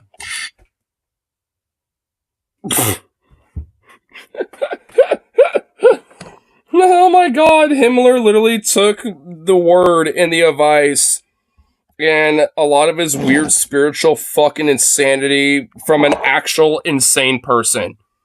And diagnosed paranoid schizophrenic fucking Nazi whack job. Like, fuck, bro. Who apparently could have clairvoyant trances of, like, pre-Germanic, like, or, like, at least, like, pre-Christian Germanic pagan shamans or whatever the fuck. It's like, bro, dude. Like, I mean, doesn't that not sound like a lot of these crazy MAGA chuds that you see on TikTok or whatever fuck? Like, whenever, like, you know, Hassan, I know he does his hogwatch occasionally when it comes to checking those things out. Because, or like Walter Maston, when he goes out and looks at these fucking, you know, MAGA chuds at the rally and stuff. Like, I mean, straight up, I guarantee you that a good chunk of them are unironic schizos. I'm not even fucking joking. I guarantee you that a good chunk of them are. Because of, like, some of the insane fucking shit that they say. It's not just because they're xenophobic bigots on, you know, on certain topics. Like, actually listen to certain things they say about, like, Trump and the broader state of the country and all that shit. They're fucking schizos. And maybe a lot of them bought the Kool-Aid, and maybe a lot of them are just straight up meth heads or some shit. But a lot of them are schizos too. Like, legit. And honestly, a good chunk of them are probably just that dumb. But, man, there are some actual schizo motherfuckers, dude. Like, actually. And you know what? If you want to know why, because look at the Nazis. They had actual paranoid schizos who were in a fucking asylum for 3 years. You know, be like one of the heads of their fucking SS movement and shit with this weird neo-Nazi cultism shit. It's like, holy fuck, dude. Actual paranoid schizo, bro. Wilgut's wife also claimed that he was a violent drunk who beat her and had an unhealthy... Oh, and an alcoholic drunk who was a violent fuck to boot. Wow. Who does that sound like? A traditional boomer fucking MAGA uncle that... who's it? That sounds like a stereotypical archetype right there. Oh my fucking god. Dude, I absolutely now really am going to say that. No, the stoopies are highlighted because of the internet. There's not more of them. They've always been here because, dude, the Nazis were literally built by people like this, okay? And, like, what? Was the social media and the internet then there? No, obviously not. So, they've always been there. It's just every now and then they get whipped up by, like, you know, some fanatic fuck, you know, and then they all kind of come out. Like, and because social media today, they come out a lot because all of them, or at least a good chunk of them, use social media and want to put their shit out there. So, I mean, they just project it more now. Desire towards their daughters. To be fair to Wilgut, none of that makes him very special within the SS. If you look at the SS elite's criminal and mental health records, and Berlin of this time was Gotham City, the SS would have overpopulated Arkham Asylum in a nanosecond. Wow, why am I not surprised at all? And you know what? Don't be fucking on like Gotham like that. Don't be fucking on Gotham City, my dude. Hey, what's that jab about? Mr. Alfred, fucking butler for Batman looking motherfucker. Hey, excuse me. Hey. If anything, I say the villains are actually anti-heroes and Batman's the real villain. So, excuse me. Okay, so now that Himmler has his theologian, like any good cult, he needs some sort of central shrine. So Himmler takes over Wewelsburg Castle near... Yep, I know about this. This is actually where the Black Sun rune comes from, because Himmler is actually the origin of that. So, like, if there's, like, any, like, weird, like, kind of Germanic pagan kind of person that kind of tries to push that rune specifically, they're a Nazi. Just straight up. Because I like runes. I mean... Honestly, I want to get some Nordic runes tatted on me, you know, ones that are obviously not fucking attached to fucking Nazi shit. ones that mean like, like, prosperity of life, or stuff like that. Like, there's really some kind of cool, sophisticated runes that people aren't really as worried about. That'd be kind of cool. So it's like, I want to get some tat eventually, but it's just like, anyone that, starts mentioning something about like the Black Sun or something like that, fucking Nazi, because Himmler literally had this fucking enshrined in the main room of the main chamber of this fucking castle. He literally had it whole like granite, fucking laid out, and like the ceiling, engraved of this fucking like Nazi black rune thing.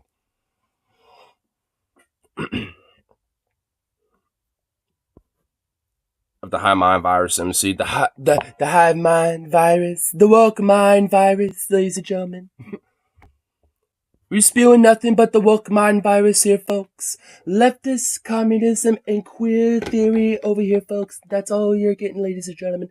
Nothing but the woke, as they say, the woke.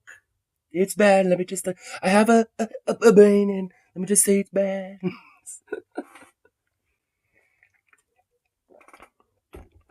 You would not believe this month we had some bullshit happened to EBT renewal, so we had to work under $6 less than what we normally have. But thankfully, it's full on there now, and we just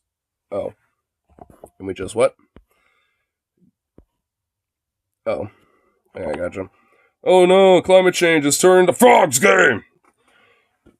And also putting microplastics in them and everything else too. Did you know that there's microplastics like literally found in your nut?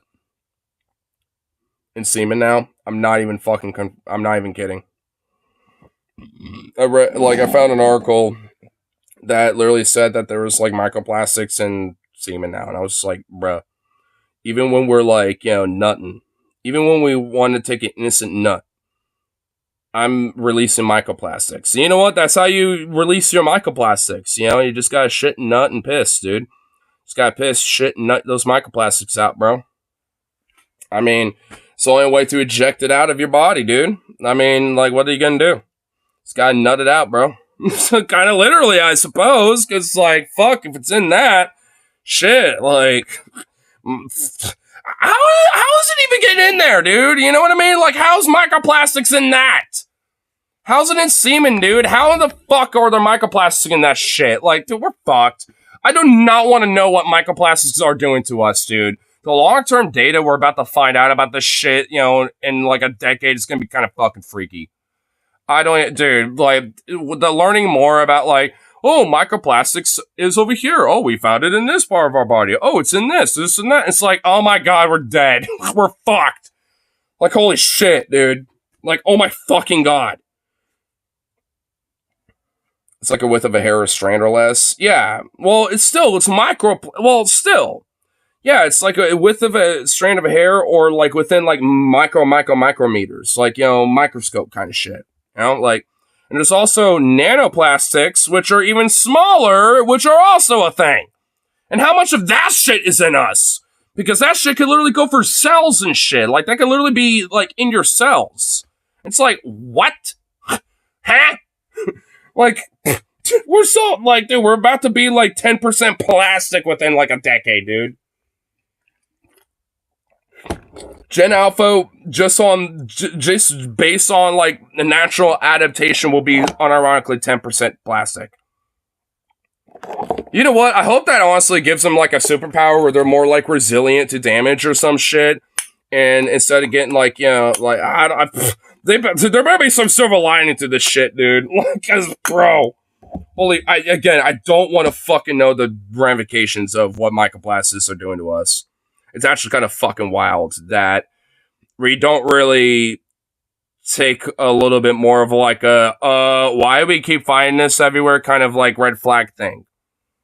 Like, honestly, because it's just like, bro, like, if it's everywhere. It's just straight up. It's like, it's in the air, water, the food, everything. It's like, there's no escaping it. Like, I'm probably believing microplastics right now, for fuck's sake.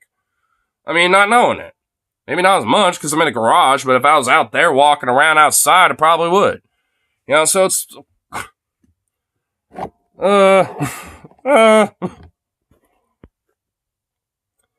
Anyway, but not too much of a stone like that way what we got right here. You mean that's just not some crazy disguise? I've been working with a Nazi? But of course, why are you so upset, Joker? For what I've read of your exploits, you seem obvious you would make us a purred Nazi. That mask must be cutting off the oxygen to your brain. I may be a criminal, lunatic. But I'm not an American criminal lunatic. Give it, boys. This creep is mine. Harlow Fortunate. 9. Such misplaced patriotism. Yeah. Soon babies will start looking like that. Yo, for real though. Yeah, babies are gonna start looking like this. Yeah, they're gonna start being birthed, and then they're gonna be like 90% plastic and look like this, dude. And the only organic matter is gonna be internally, and even then that would be questionable. You know what? Maybe they'll give us some resilience. Again, let's see if they give them some superpowers, you know? So I don't know. Maybe I kind of want to see the long-term data, but fuck, bro. The consequences and negative stuff ain't gonna be good. Ain't down for that shit. Of Buren, Westphalia in August 1934. It's near the Teutoburg forest, where tradition has it that Hermann the Cheruscan, better known as Arminius, beat Publius Quinctilius Varus in the battle that stopped the Roman North. Okay, this guy with his, like, superb pronunciations that has even an oomph to it is low-key a little like, what the fuck, bro? Like, yo, flexing a little bit there, buddy. This is like the number one greatest W in German history. Okay? Like that is, I think that's like the only, I would say this is the only major German W. Mansion in the year 4 AD. Himmler believes the castle is blessed with what he calls original German blood. Willgut claims that the castle will see battle again in a future war between West and East. Himmler sets out ambitious plans for the castle and an SS township. In fact, his plans are too ambitious. Neither the main hall nor the crypt will be completed by the end of the war. No weddings, cults, rituals, or other ceremonies will take place here. Only once will the SS Gruppenführer hold their conference at Wewelsburg in June 1941. He does build a museum containing... I just saw in the Nazis at a W. Sorry if I missed the context. No, dude, what Nazis? What are we talking about? We're talking about the Roman Empire, brother. This guy Amari. I swear it's not mine. It doesn't even look like me. I swear it's not mine. It doesn't even look like me, you bitch. Get the fuck away from me. I know YouTube probably had to, kind of had to censor a little bit, but he would be like, you bitch. It ain't mine. Fuck off! Or I'll cut you up, you fucking bitch! Like, he would just emphasize the bitch, too. Oh, Chucky. I love me some Chucky. Germanic artifacts from the region. Dude, oh my god. We're gonna have some actual unironic Chuckies, but they're gonna be human-sized. Oh my god, dude. Michael That's gonna be kind of terrifying. Jesus. That's actually gonna be a little scary. Imagine this... But humans, oh god! Okay, I would actually be unironically terrified if a 6'2" motherfucker like this ran at me. I would actually be kind of scared, not even gonna lie. A little bit. Who says bitch more, Chucky or Freddy? Probably Freddy. They're just like compilations of videos of like Freddy saying bitch. So I think, Freddy says it more. I don't know, I mean, is there a compilation of Chucky saying bitch? Let's see. Chucky, bitch, not Butch, bitch, compilation. Well, there is, you stupid bitch! Well, there's that, it's a scene. Yeah, so, well, yeah, all the bitch quotes, so, yeah, there's that, which is honestly just from one movie. There's a compilation of every time Freddy says bitch in one movie, and when you add it all together, it's 30-something seconds. But, yeah, there ain't no compilation of Chucky saying bitch, and even just in one... Yeah, so, Freddy. He has a compilation video of him saying bitch just on one movie alone. It's a short one. But still, like... I feel like Freddy says it more, but Chucky says it with more venom. Yeah, Freddy says it because that's just like a part of his vocabulary. Chucky says it because he really wants to spit some venom at you. Like, Freddy just loves to say it because he just loves the word bitch. Like, he says it because he kind of just loves it, you know? But Chucky says it because he really fucking, like, you're a bitch. Like, there is an emphasis. There's almost kind of like a gutturality to it, almost. Like, I don't want to unlock it too hard, but you know what? Hold up. You know what? I want to hear it really quick. I'm sure it's going to be in the most replayed, right? Well, I guess... Well, it's probably right here, right? Did you fuck? Well, that right there! You slut! Throw you in the fire! You stupid bitch! You filthy... You stupid bitch! You filthy slut! Yeah, dude, yeah. There's more venom to it. Yeah, there's more spite. I'm gonna throw you in the fire! You stupid bitch! Yeah, dude, yeah, there's way more fucking spite, venom, and hatred. Oh, yeah, dude. Yep. Chucky got a lot more of that oomph. Freddy says it because he just loves the word bitch. You know, it's just one of those, like, vulgarity words that you just kind of love to use. For me, it's shit. You know, I love to say shit. You know, like, there's a lot of ways to say shit, and it's just a fun word. You know, but, so everyone, I think, has, like, their fun, vulgar word. For me, it's shit. But for Freddy, it's bitch. Oh, you bitch. Oh, you dumb bitch. You think you can hide from me? Like, I mean, he just says it because he just loves it. Goddamn's my go-to. Well, that's my second go-to. Shit, goddamn. You know, this, I've unironically said it like that, before in the past. I'm like, goddamn, shit. Or even the vice versa. So I've done both. Like, that's my second go-to. Goddamn. So, yeah, I mean, we all kind of have our favorite words to go to when it comes to the vulgarity and stuff. And for Freddy, that's his. And for Chucky, it is very selectively, because he doesn't just call her a stupid bitch, but a filthy slut and everything else. So it's out of pure venom and spite. And I think that's what I will grant Chucky. If, we're talking about oomph, he's got the oomph. Chucky got the oomph. But, like, Freddy don't necessarily got the oomph. He just fucking loves it. He just loves saying bitch. Like, here, we'll even compare the two. Here, hold on. We'll do this real quick. Timmy, damn it, or else I'm gonna throw you in the fire! You stupid bitch! You stupid bitch! And then he just keeps going off. But here, let's just hear a few of these. It's about time, bitch! See, it's just his favorite word. It's about time, bitch! It's just a filler for him. Yeah, so hold on. Yeah, and even right here. Come and get him, bitch. Yeah, it's just a filler for him. It's just like how it's almost like, his pronoun for people. That's his pronoun for people, dude. You know what I mean? He just uses it like it's a pronoun. Like, I mean, that's it, basically. Gate for a long time, bitch. We'll see, bitch. Oh, you know what? He does have a little oomph. I mean, I will grant, like, Freddy will come in and be like, it's a long time, bitch. So there's a little emphasis occasionally. I will grant that. But I don't know. Like, when it comes to full, like, venomous spite, like, because that ain't venomous spite. That's almost like, oh, gotcha, now. It's almost kind of like, malicious kind of stuff. It's not really out of spite. It's almost kind of like, I just got my meal kind of thing. So it's out of seductiveness in a way. Or a coerciveness, too. Or just like, just full on, like, kind of dominance kind of shit. So, I mean, it comes from a different place, I think, with Freddy. But he says it way more often, but it comes from a different place.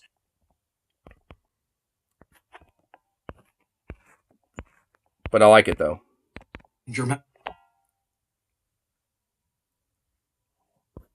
It's so versatile. You say you see someone pull an impressive motorcycle stunt. God damn! Or you see someone, or it'll be like, God damn! Yeah. Uh-huh. Or you see that same person fail and their bike lands on them. Oh, God damn! Fuck! Oh! Yeah. See? Yeah. I'm just kind of playing it out in my head so I know how this shit works. Or your boss tells you how they need you to come in on day off and you're like, God damn it! Oh! Yeah. Oh, I know that one way too well. Oh, I've had my fair shares of, God, Fuck! God damn it.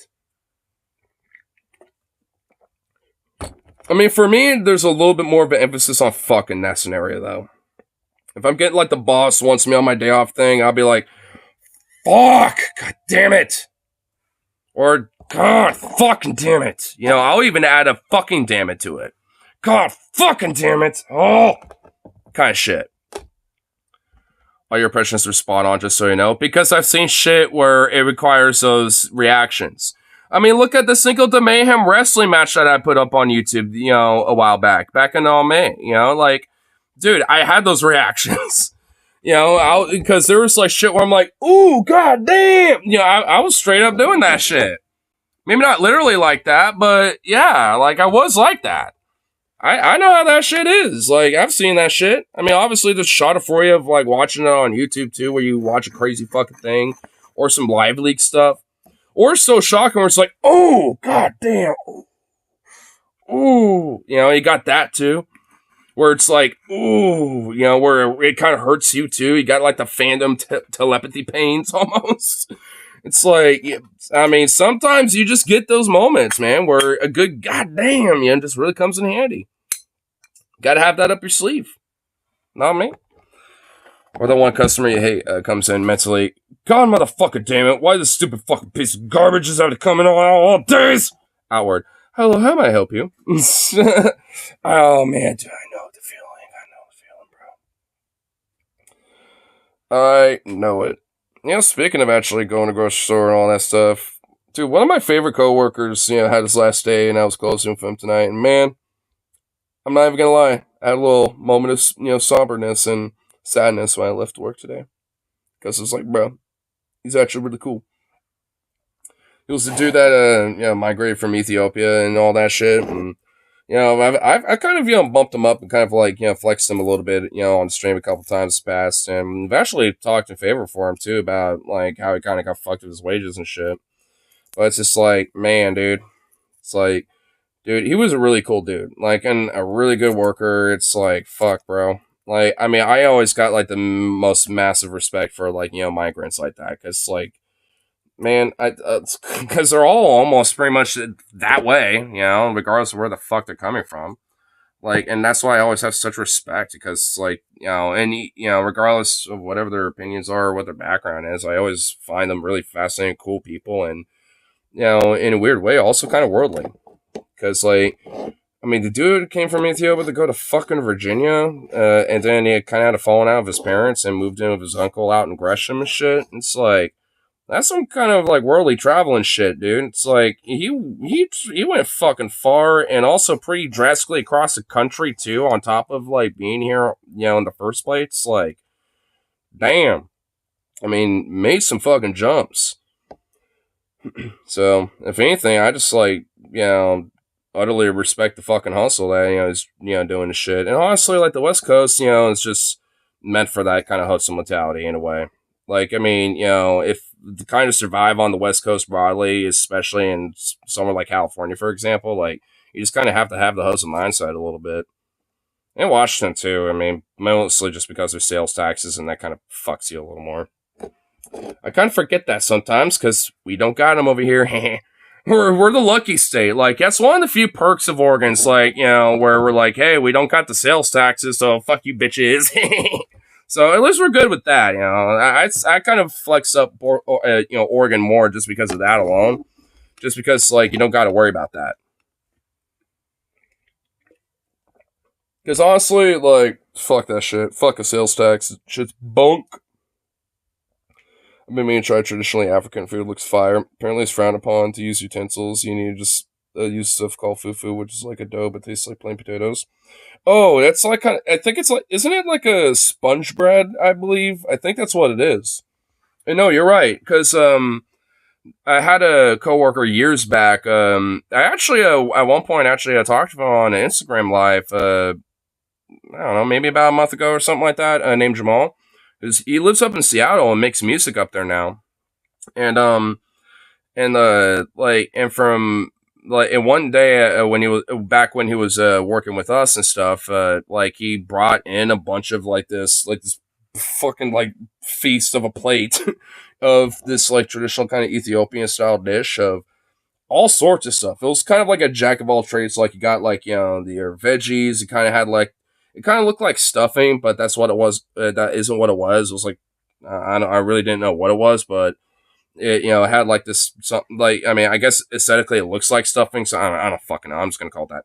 And then it had like the sponge bread, and then like this nice fat chunky like like chicken leg and thigh, just like boom, and and some mixture of other stuff, and he just like looked at me when I was on my break. It was like, yo, you want to try some? And ripped this fat chunk of chicken and a little bit of sponge bread and just gave it to me. It's like, here you go. And I was like, sure, why not? And it's like, yeah, just kind of scoop whatever you want. And I just kind of scooped out a little bit of everything and ate it all. And I was like, whoa, ooh, At first I was like, I kind of started like analyzing the flavors, and I was like, whoa, this shit's fire as fuck.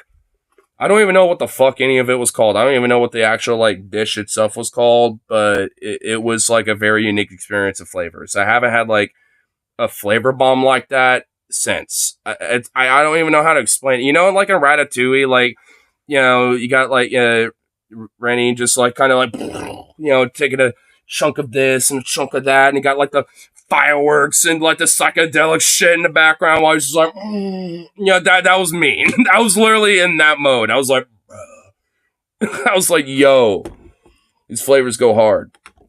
And honestly, I didn't even really want to like swallow because I just wanted to savor that shit. I was like, I was wanting to just like observe all the flavors because of like I haven't had a flavor bomb like that. It's like it's hard to explain. So I mean, it's the only time I've had like at least traditional style African food because I mean he had all the ingredients and whipped it up himself. So and just brought it to work for his lunch, and he knew he couldn't eat all of it, and he figured he should share with everybody. If they want some. So and I was like, yeah, fuck it if you're offering.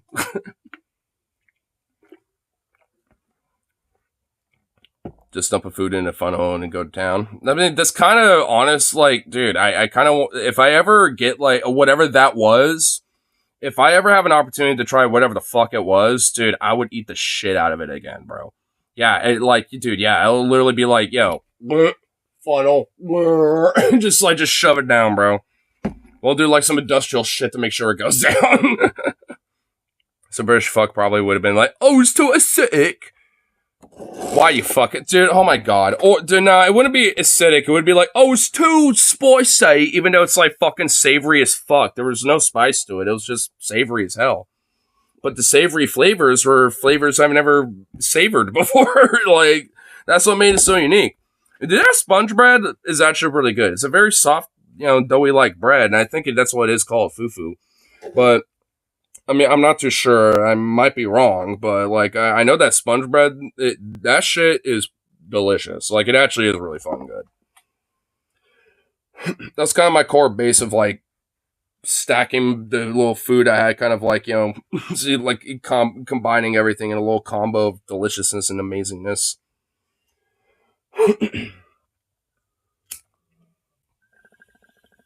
God damn it! No. Packed it a little too tight. It's clogged. No. Oh no. Oh no. No, Charlie, no.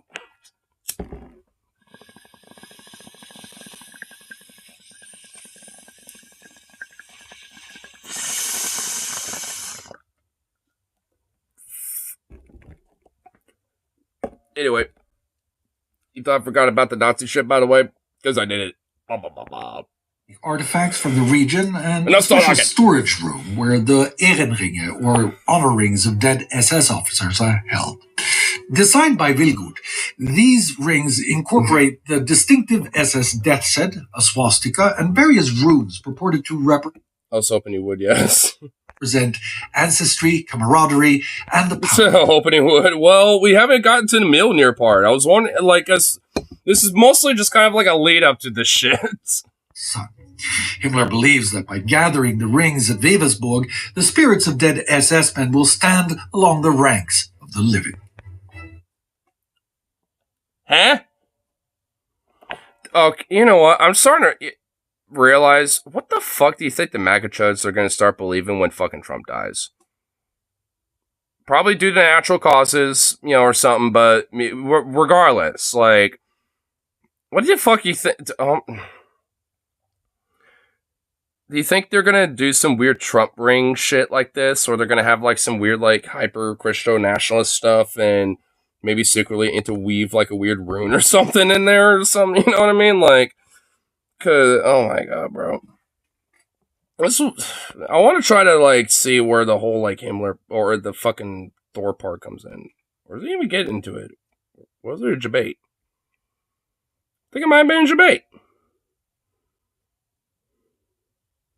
Oh wait, well, my ad should be right here. I think, yeah, I think that's meant to be kind of a debate. Yeah, maybe around here. Maybe around here. But failed to unearth any proof that the rest of the universe is also made of frozen water. The water... Frozen what? The universe is made of frozen water. They tried to, like... Wait, what? Okay. Maybe I should have skipped. Fuck. Okay. God damn it. I ain't going back. We're just going to punch forward.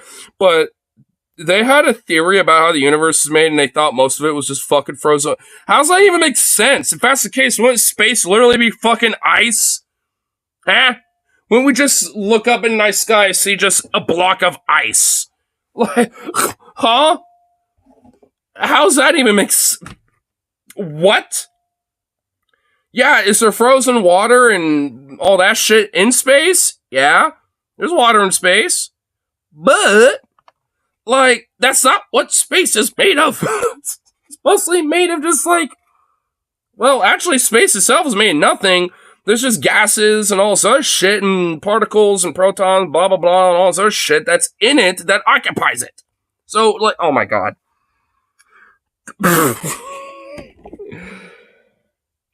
Man, they actually were going deep with the dude. They were going hard on this shit, were they?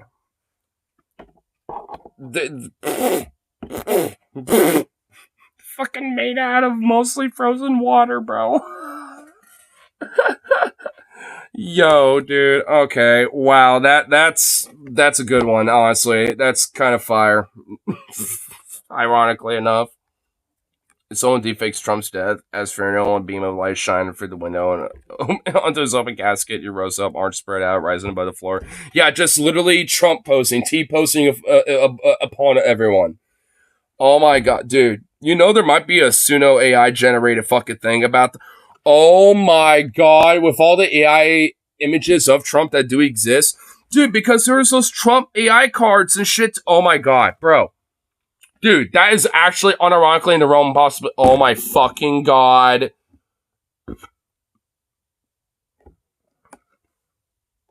Oh no. And the debate's about to happen Thursday. Oh my god. Fuck. No. Ah! Going to heaven. I'm going to heaven now. You've all been very tremendous. Never forget that. Don't ever forget that, ladies and gentlemen. Very tremendous, beautiful people. Very beautiful people. Oh, and do not forget to eat Trump steaks, the delicious steaks, very fine steaks. They're the finest steaks of all I've had. But some people say that the best steaks they've ever had. Very tremendous, very beautiful. You can't get any better steaks. They go great with a lot of ketchup. I know YouTube probably couldn't add all the extra flair that Trump does, but, hey, that's where I do my part. Very tremendous, let me just tell you. Oh my god. I mean, I guess there's silver lining to Trump at least. He is always, a fun joke to make fun of. Interrupts many of these extravagant efforts, but the need for weapons to achieve final victory and the war of expansion brings new opportunities for Himmler's helpers' hikes into hysterical historiography. Before he vanishes in a bright flash, he says, exploiting the new territory. Yeah, he would literally go in like a Catholic chant. Oh man. No, it wouldn't just be an ah. It'd be like, oh man. Have a little like, oh my god. He would go in like, no, dude. We need it. We need it. You know what? Honestly, if that actually happens, I might just say fuck it. All right, there is a God, I guess. Still hate him. Fuck him. But you know what? I guess there is. Why he annoyed at Trump? I don't know why. But fuck him. By the Wehrmacht, expeditions are sent to Poland to loot artifacts and to Crimea and Ukraine for evidence of Germanic tribes and the history of his imaginary Aryan civilization. And this is also when we finally arrive at Mjolnir, Thor's hammer. Perhaps the mightiest tool the universe has known, rivaled in lethality only by Gungnir, Odin's spear, and in practicality only by Freyr's sword that fights on its own. But spears are unwieldy. Damn. Learned the Force like Kreia and was able to use like her swords, kind of like Kreia used her lightsabers to fight on their own. Damn, dude. Yeah, it's actually true, by the way.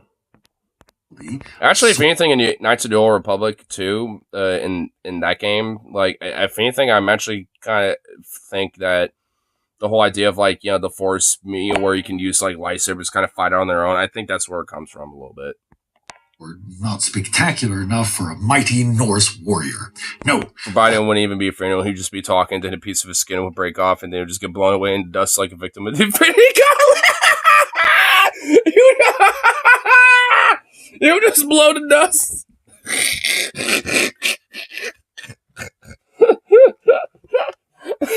Dude, he totally would. It'd just be like, just.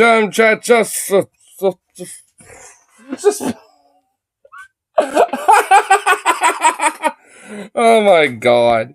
Hammer it must be. If only Himmler can get his hands on it, then all of his, the Nazis, and Germany's problems can be solved in one single mighty blow against humanity, now laid out on the anvil of war. I mean, if this whole idea of fighting dude, this is like literally trying to find the Holy Grail for the Nazis, wasn't it? It pretty much was, because it doesn't exist. There's a reason why Thor's the only one that fucking has it, you fuck. Like, oh, I love does he not even realize that, by the way? Did he not read up on the fucking Norse mythology a little bit? Because Mjolnir never leaves Thor's side, you fucking idiot. Like what, he just left it in Midgard or Earth, just for the fucking humans to fuck with? Which, by the way, they wouldn't even be able to lift or even move. Like, it's only meant for him to wield. Like, no one else can pick it up. So, I mean, what the fuck? Like, what? I don't even understand it. Like, the only way they could even potentially try to get away with something like that is if they constructed what looked like a Mjolnir, in, like, I don't know, fucking, like, Sweden or some shit. Don't you have to be crazy strong to wield it? Well, yeah.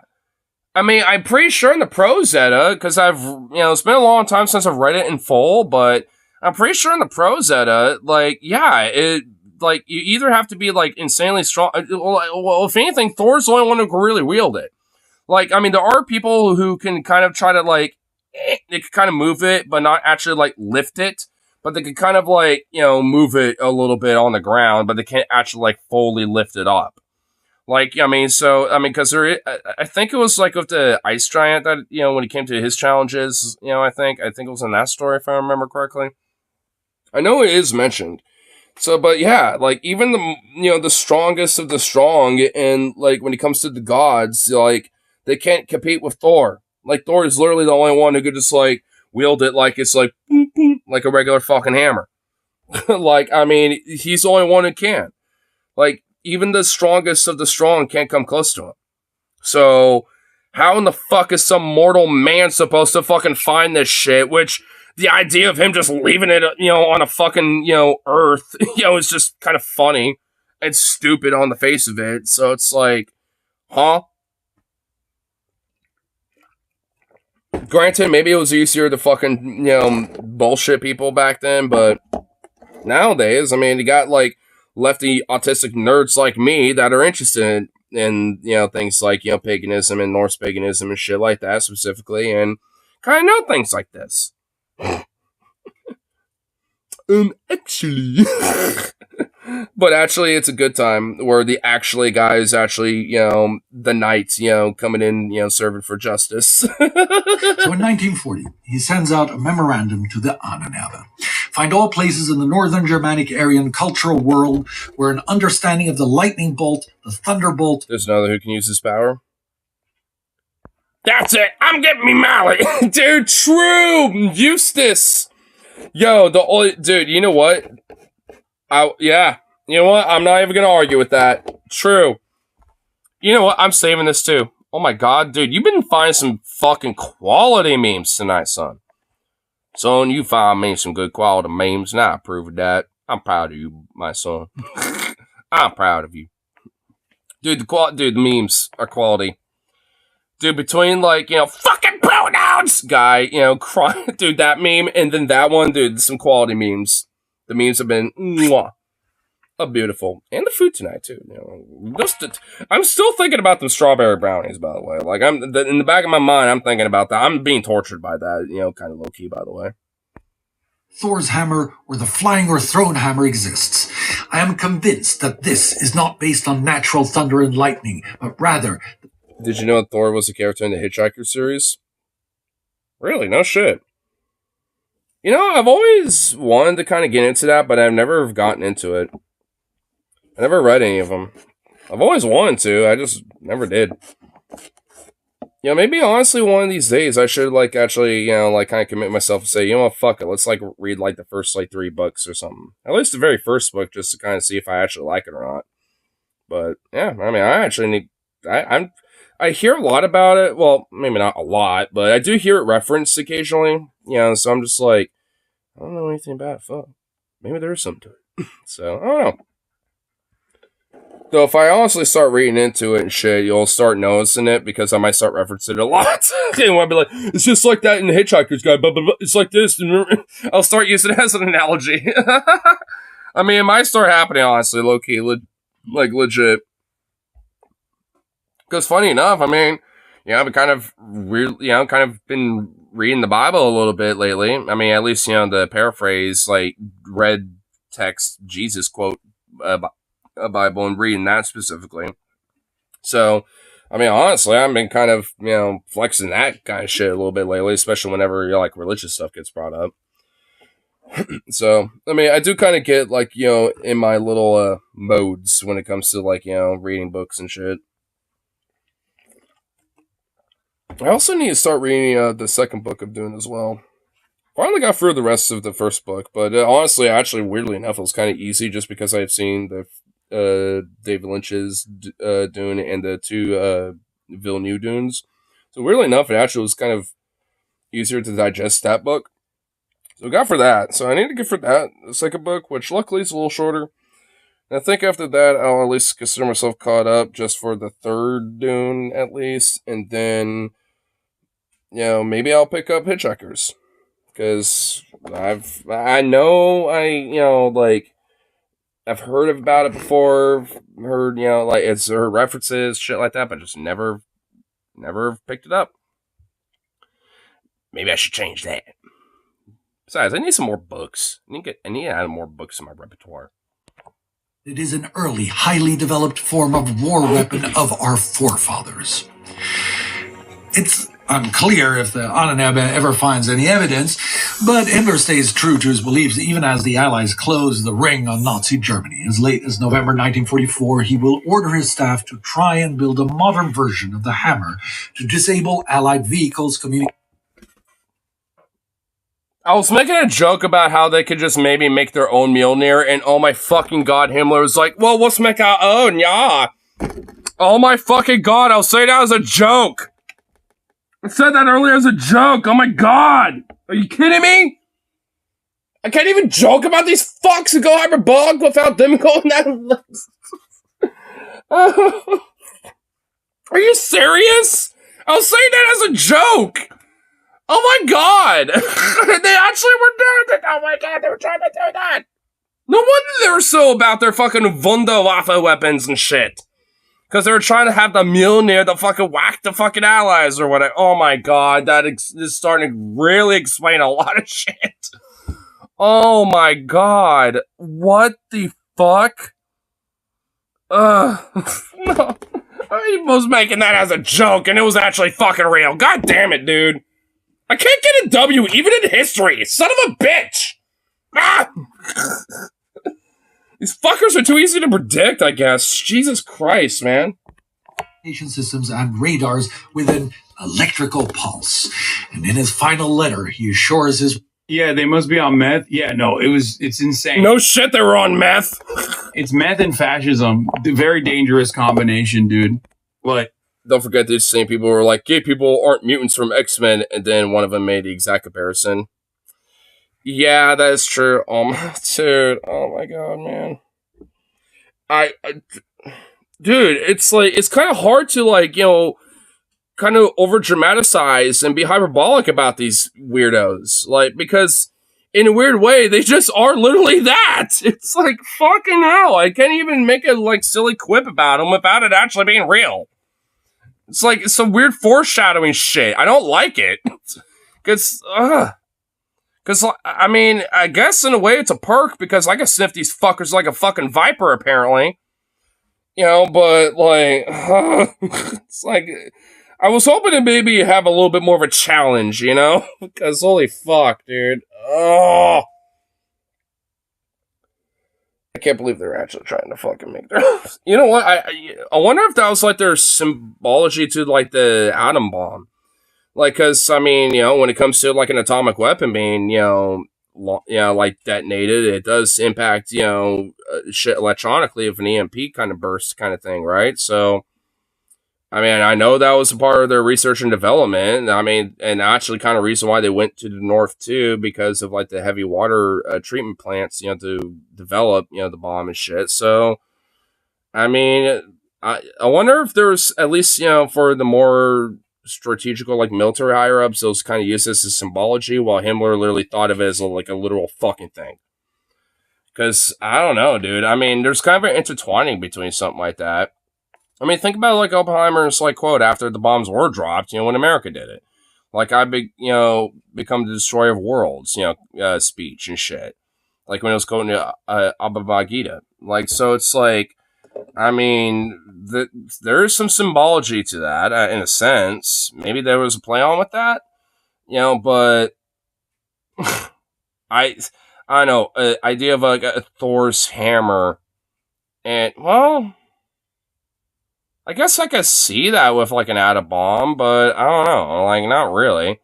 Like, the handle being, like, the big bulge, and, like, the hammer itself being kind of like the fins on it or something. I don't know. Either way, but it definitely is heavily interwoven into genuine, weird, hyper, pseudo-religious, fascistic fanaticism. And it is fucking wild and weird. And honestly, kind of... One thing I've been noticing is, like, there's a strong comparison to this shit to what we kind of see today with the MAGA chuds. I mean, I'm not saying, like, they're the biggest oogie boogie, you know, fuck, you know, that we have to absolutely be worried about. I mean, in a way we should. But, I mean, you know, like, the direction we go with it, you know, depends. Yeah, that's a whole different argument and a whole different topic. But, like, I mean, they've always been there. I mean, hey, you know, it's like, at least, you know, I ain't the only one contending that, but shit. I feel like some people think this is, like, some new phenomena, and it just ain't. Like, the Nazis were literally built off of this shit. It's like, I mean, we could learn the lessons of history, not to be like, oh, Godwin's law fallacy bullshit, but there is kind of some truth to it. I mean, there is merit to that whole fallacy. I mean, it's just that some people do kind of use it to kind of over-dramatize some of it. Same villain of the week wearing a new mask. Exactly. Yeah. That's kind of what, yeah, that's really what it comes down to. And yeah, you get like a crazy fanatic that, you know, co-ops, you know, the broader systems of power and shit for sure. And the broader systems that be kind of have to adjust to that. But they know that ain't the, you know, end all be all. They know that shit's gonna fucking fizzle out. It did it to the fucking Nazis. I mean, even with the whole guerrilla warfare, SS werewolves, fucking terrorist organization, they never really carried out any violent attacks post-war. There was a couple, but nowhere near enough to make an impact. They just mostly did a bunch of graffiti just to kind of say, hey, we're around. It was mostly just kind of used as a scare tactic, but they eventually kind of fizzled out anyway.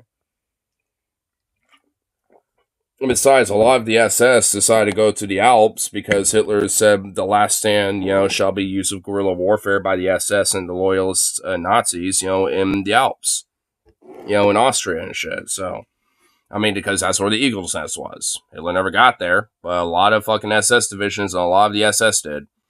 And the very few Wehrmacht that were there were already disenfranchised and said, fuck this war anyway, and joined sides with the Allies with the Battle of Castle Litter. It's actually a really cool story if you, read up about it, if you don't know about it. It's kind of cool. Because there was even, like, a few political prisoners, like a few French politicians and a few other people there that, were able to, like, grab a couple guns and shit and even help out, too. And it's a really, really fascinating story. And it's not the only one where the Wehrmacht and the U.S. or British Army, joined sides to fight the SS, the loyalist Nazis.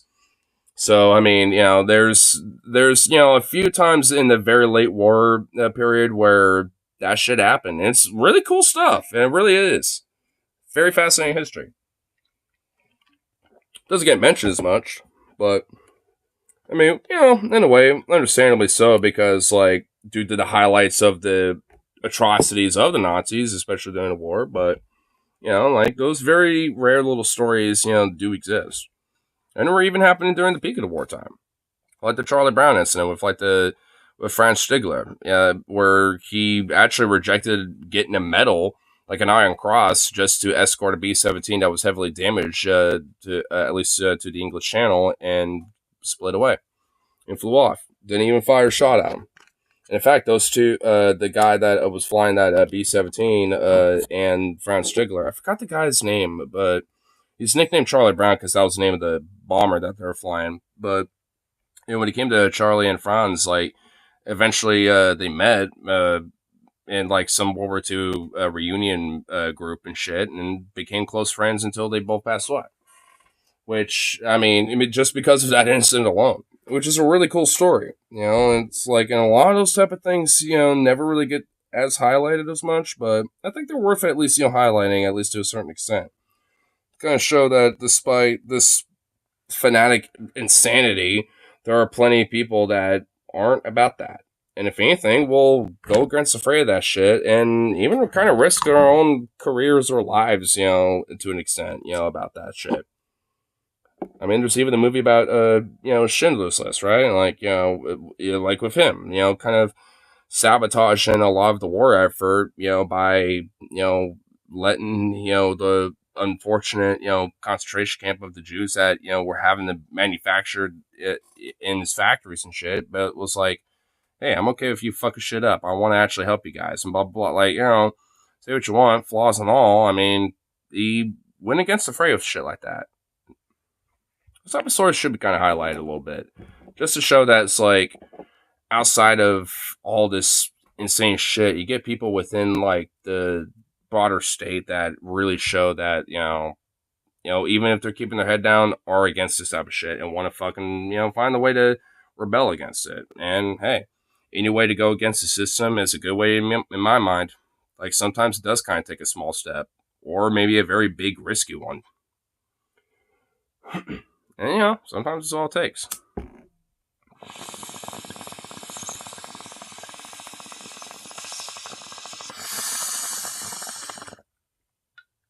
At least in my opinion, definitely worth a gamble. Very, very dangerous combination. His wife and daughter, that I gotta Varanya, the Ancient One, will always protect him. Okay, so there you have it. Himmler is at the head of a cult that believes in hocus pocus, pseudo-scientific hogwash, and mythical history. That's putting it lightly. But how successful is he at spreading these ideas among your average Germans? The answer is not very. Even Himmler realizes that it's guerrilla warfare. Here's what really happened during the Russian invasion. The Nazis were on the path to take country. However, they had to fight for a blizzard. when a soldier noticed, looked out in the distance of the blizzard, and what he saw was gorilla. Something among the flurries. Dude, I know, I see it, dude. Something among the flurries, a silhouette. When the sun cleared, standing tall in the snow, yet unbothered by the cold. It's gorilla! Yeah, boy! I'll spare you the gruesome details, but the Nazis suffered heavy losses that day, and gorilla walked away without a scratch on two blood-soaked fists. Now you know why Hitler offed himself. Well, they did say that Stalin was trying to, like, make a gorilla-human hybrid super soldier, so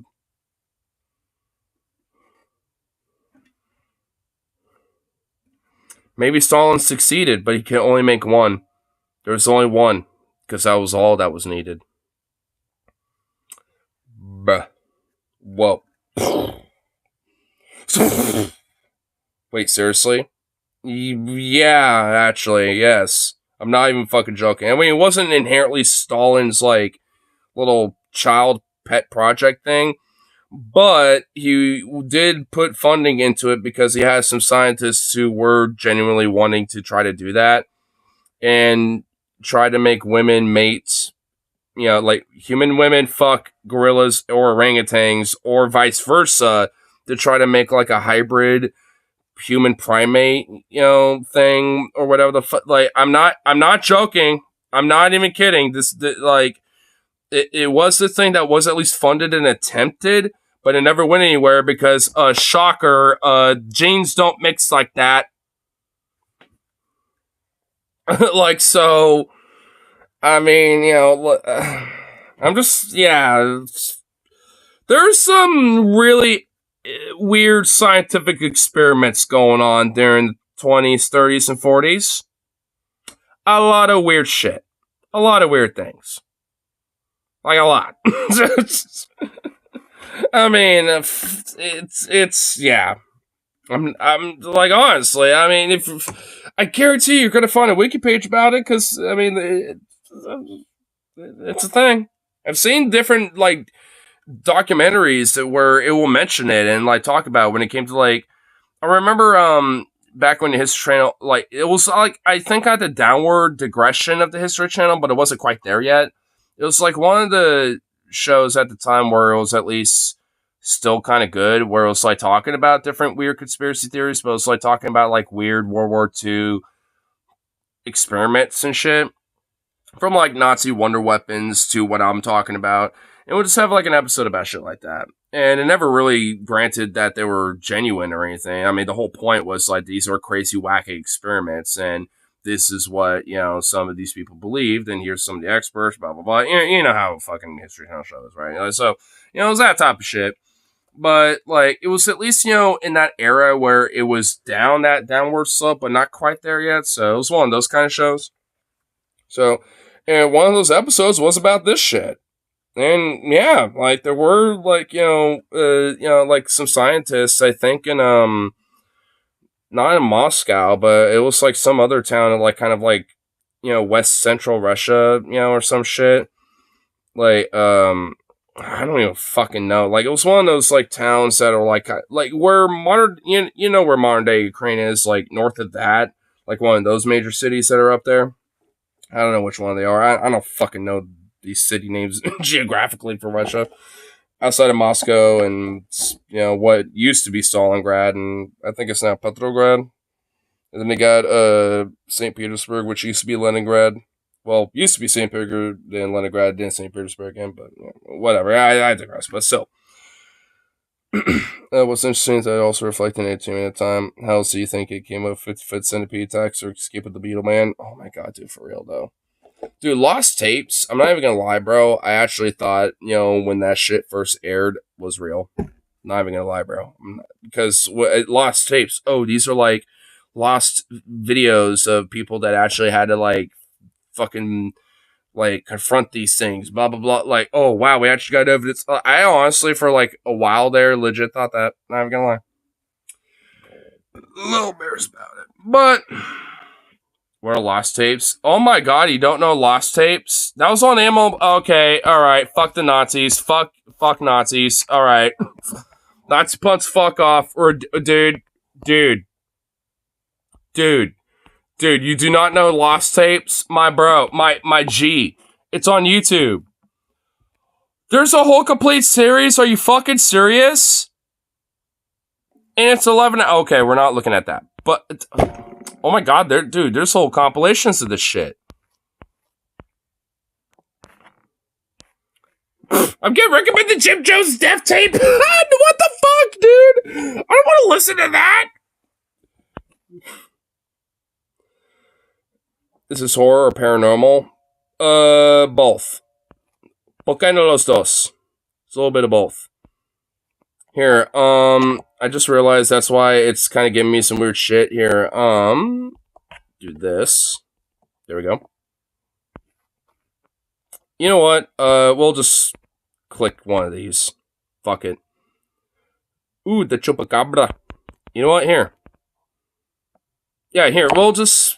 yeah, it's small enough. I don't think it'll get hit. Dude, there's like literally an 11-hour compilation of the entire fucking show on YouTube. So, you know what? Fuck you, YouTube. I can play this. Go fuck yourself. For sucking the blood out of goats. The animal-killing, blood-sucking chupacabra. A The beast chupacabra. sometimes described as an alien-like creature, resembling a griffin. Farm animals have been killed and drained of their blood by a mysterious creature. It looks more like something out of a horror movie. It was the work of the chupacabra. The The chupacabra lives. I remember that video, dude. That video right there, that was just like kind of flashed there for a minute. Dude, that was a big video in like the cryptid early Wild West YouTube days back in like the late 2000s and shit. Dude, because I was in that shit. Hell hardcore. Like, that's why I was so into this shit, because like shortly after YouTube kind of got fucked, and lame because it got owned by Google. Like, and they, started meddling and shit. Like, shows like this started propping up and started coming out. And it's like, it was like a perfect outlet for a time where we were starting to run dry. We had a drought. There was a period of a drought, but then we got blessed by an oasis.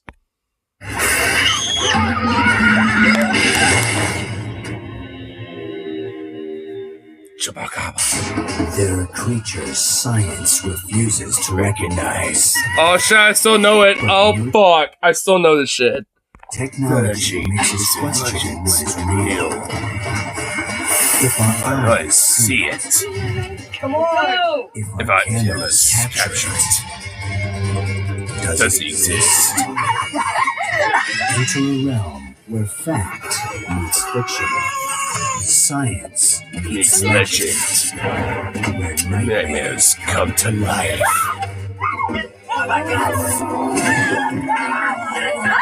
Do you believe? Lost Dude, Tape. this shit went fucking hard as a kid, dude. I mean, I was like 10, 11, 12. Like, when this shit first came out, I was obviously impressionable, like, wow, kind of fucking kid. And the nostalgia is just hitting way too hard, bro. Not even gonna lie. Chupacabra.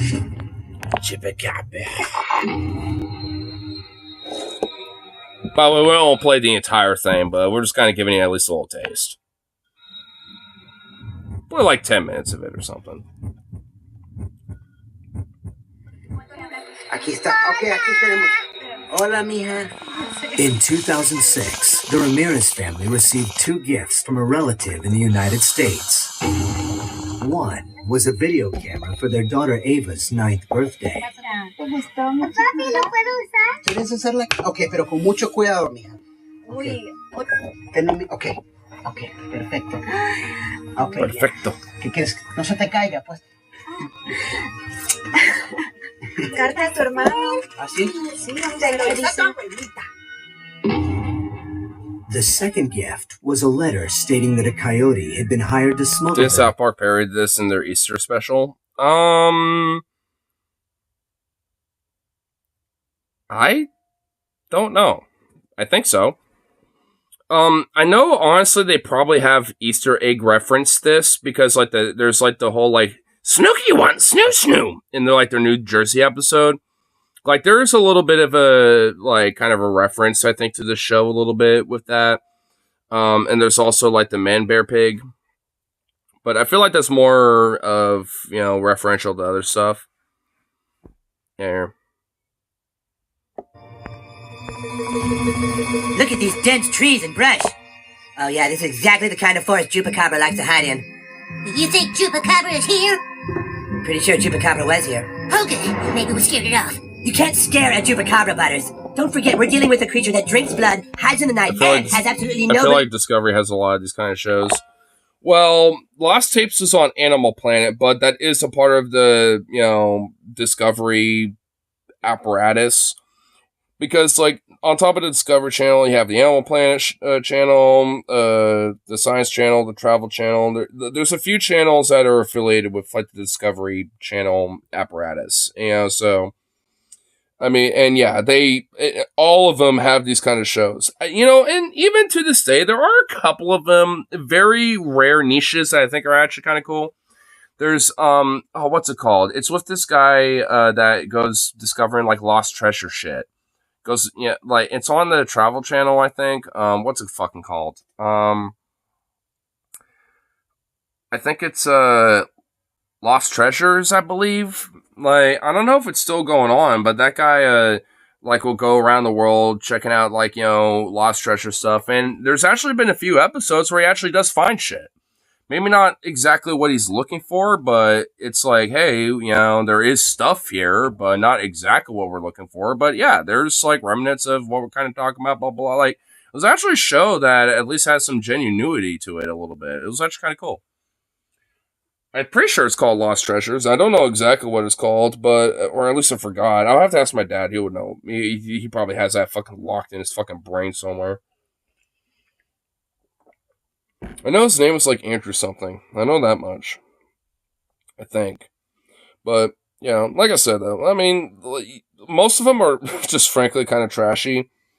Or just schlock as fuck, like Ancient Aliens or some shit, but you get a kind of a good little diamond every now and then. I'm just like, alright, I can enjoy that. In the divinity of Christ. Did you hear that? I'm gonna try a Chupacabra mating call now. No Christ! No Christ! Okay, by the way, I don't think this is referential to Lost Tapes, but I'm pretty sure this might be referential to something else. I'm really not buying this whole crash, dude! He's here somewhere. Oh god, I'm scared. Jesus is a lie! Eric, stop it! Shh! Help me call it out, Butters. I'm not saying Jesus is a lie. Butters, do you want to catch Chupacabra on camera or not? There is no Christ! Jesus is a lie! No way Jesus was son of God, huh, Butters? Nope, I don't think Christ has any basis in reality. Shh, you hear that? No hamburgers. Oh shit. What the fuck is that? Charlie Kirk destroys whatever podcast, feminists, e-girls, and what the fuck is this? What is that? I'm not clicking it. Not clicking it. I don't care. I don't care enough. Hired to smuggle them across the border. The journey was more dangerous than anyone could have imagined. I, as a child, had to understand what it meant to migrate to this country with a coyote. And you know what I say to them? Do not come. Do not come. Remember that weird fucking speech? I think it might have been actually the same one where she was talking about, the struggles of, a coyote, fucking migrating kids or whatever. There was a little girl that had to be smuggled by a coyote. And that little girl was me. Or her mom or whatever. Oh, some shit, dude. Oh my, dude. I don't, not to bring it to that, but fuck, dude. Ugh. I'm kind of getting reminded of that a little bit right now. Are their tapes. Mira, okay. ¿Y mi mamá? Pero mija, ¿Qué pasó? eso es, pues, se ¿Pero supone los que quiere tres decir que o nos vamos? que los tres, no, los tres de nosotros, no Oye, de los Carlos, Estados Unidos. pero no será peligroso. No será peligroso, pero tenemos a alguien pagado. Mija, Es una carta we're going que to the mandó United Julio. States. We're going to the United States. No te preocupes. In hindsight, I should have honestly fucking noticed that this was fake by that. This is the pilot episode, and this is a Mexican family, and the dude, for some reason, says, we're going to the United States in English when he's talking to his Hispanic family, which, like, nostalgia bomb aside, I should have noticed this as a kid. That was too much of an impressionable fuck. But that's why I had to learn. I had to learn the hard way. Ay, Tú verás que todo va a estar bien. hija, gracias a Pero Dios. Carlos a Gracias. mí me da mucho pendiente. Hizo tantas cosas con la Nearly 2,000 people died along the border between 1998 and 2004. Oh my god. Oh fuck, yo. I kind of forgot there's low-key a little bit of, like, some propaganda, honestly. I actually kind of remember this. 1 million, illegals crossing the border. Oh, dude. Fuck. There's, like, some political shit pushed in with this. Bruh. 2005 alone, there were more than 500 deaths. Chupa started in South America, then took Puerto Rico by storm in 1995. But most of the recent chupacabra activity has been in Mexico. I've been patrolling. Oh, there's that video again. For a long time, and I've never run a Sorry, having second thoughts now. Well, I think it was only with this episode. This creature found dead in Cuero last year, tested by Texas State University. Oh, I remember this one because this photo was on Monster Quest back in the day. Oh my god, 2007. Holy shit, this is so dated. Oh man, dude. I remember. Dude, I'm not even gonna lie, bro. I watched a lot of YouTube Wild West videos of cryptozoology discussing this shit right here. This picture alone, dude. Like, because what it actually is a coyote that died probably due to disease because it is a very heavily infected mage-ridden coyote. And because they did a DNA test on this animal, and that's what it came back as. It's a coyote that, frankly, had a lot of diseases and died because of that. Poor thing probably suffered, honestly. Poor little guy. But still, it's just like, I mean, some random suburbanite grandma, like, wino decided to just, like, be like, oh, God, is that the chupacabra that I hear about by the Hispanics that bring them along the border? Blah, blah. Like, well, I mean, it's like, and she was like, oh shit, it's one of them weird things. And it's like, no, it ain't. It's just like a very heavily mange-ridden coyote that died and is heavily bloated because it's been dead for a while. I mean, because look how, like, bulgy it is. Like, that thing's been dead for a few days. Thing's been dead for a while. In fact, honestly, it's probably been dead for weeks.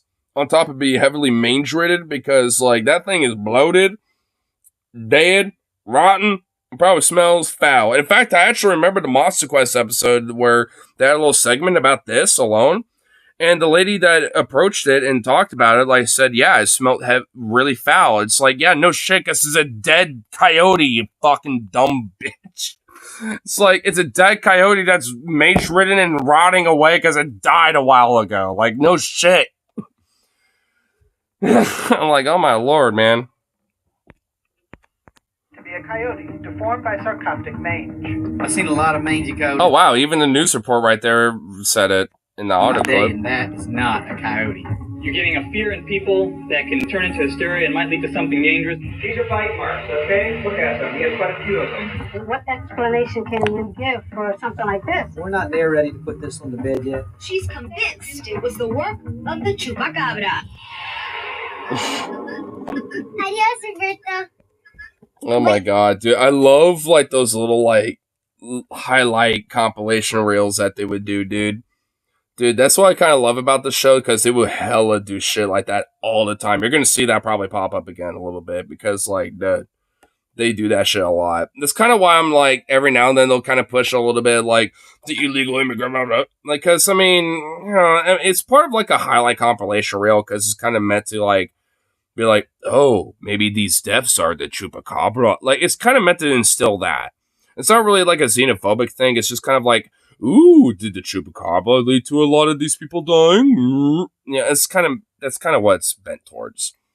I mean, I guess implicitly a lot of these weird conservative chuckle fucks that were watching this shit too at the time would be like, That's why we gotta close the border, cause chupacabra and the cartels and all this other dangerous bullshit that killing folk. Not allowed, cause that's why the legal process ought to be the way we do it. These illegal aliens come in the other way, and that ain't right, boy.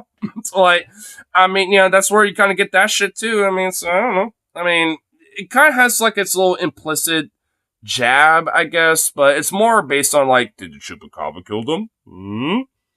Was it a cryptid? Ooh. Honestly, like a good episode to watch is the Jersey Devil and the Skinwalker episode, or it might have been the Wendigo, one of the two. But I think it might have been a Skinwalker episode. Actually, is it in here? There's Bigfoot, monsters of Monterey, swamp creature, blah, blah, blah. Oh yeah, right there, Skinwalker. Yeah, so it's in there. Ooh, Deathworm is a good one too.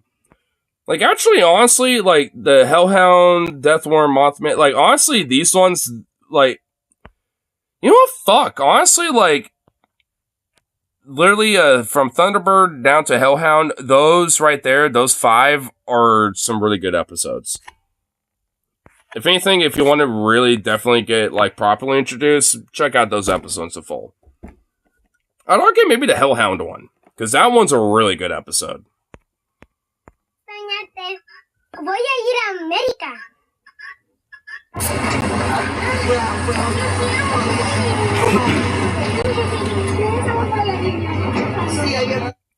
Archive footage of Kamala Harris crossing the border. Okay, I'm sorry. Alright, I'm not doing... Alright, I'm not... That was bad. Okay, that was a little bad, but whatever. I don't give a fuck. I'm not regretting it.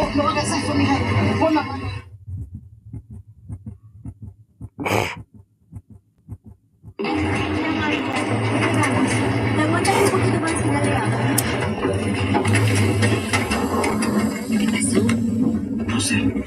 Creo que estamos llegando. Ok, ya, cállense. ¿Dónde sacaron la tira? No sé. Shh. Cállense. Válganse, órale. Sálganse. Sálganse, órale. Papi. Tranquila, mi amor. Órale. Vámonos. ¿Qué onda? Pues, ¿dónde estamos? Vámonos, no. ¿Por qué? No, tranquila, mi amor, tranquila. Tu papi ya lo resuelve. Llámame. Ok.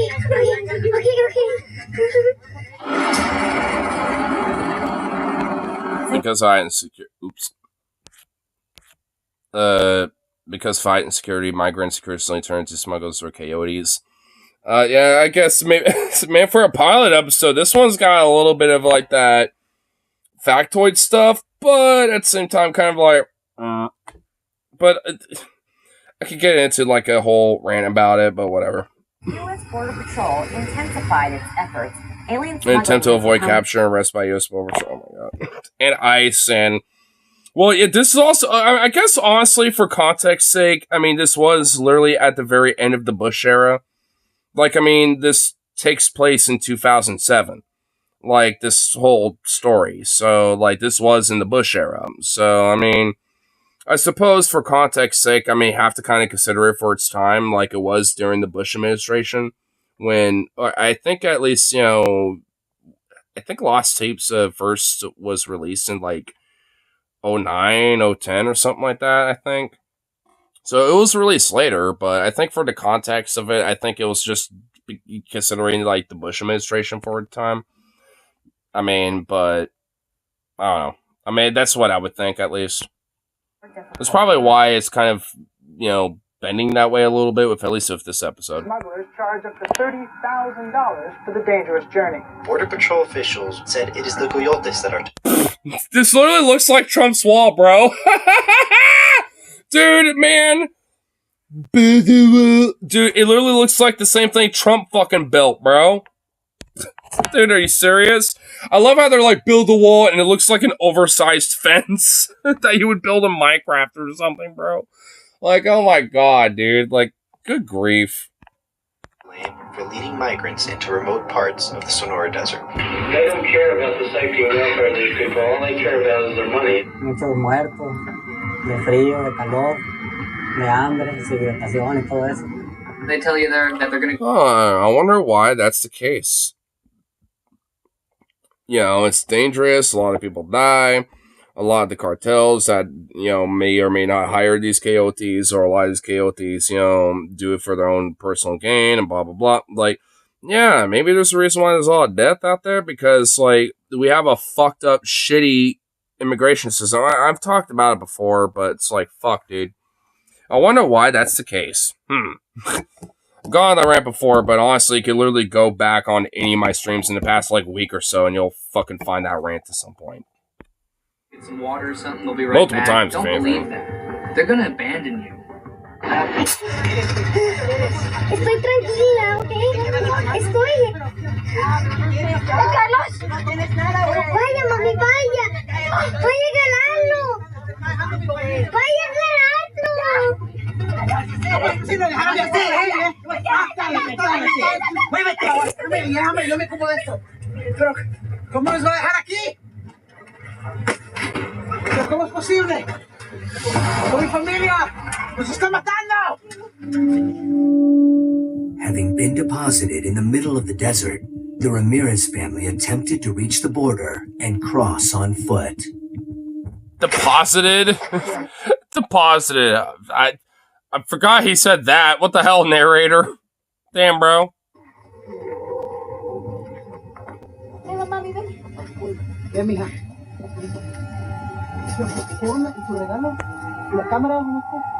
Hey, well, fuck, we'll just watch this episode. Why not?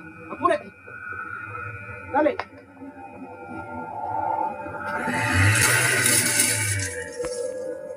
Oh, that's the chupacabra noise. I forgot how cheesy that noise is. Sounds like Joe Biden about to fucking, fucking sniff some hair, bro. It's like, I smell that good ginger 11-year-old hair, Jack. Oh, God! Oh, my God. Oh, no. Okay, you know what? That's his noise now. I'm convinced. Oh, shit. It's a wild Biden about to sniff some hair, dude. Oh, shit. Oh, no. Sounds like a bad Frankenstein's monster impression. Oh, my God, you're right. Yeah, it sounds like that, too, dude. Oh, my God. Yeah, you're right. It really does. Dude, you're right. Oh, my God. Dude, you're right. What the fuck, man?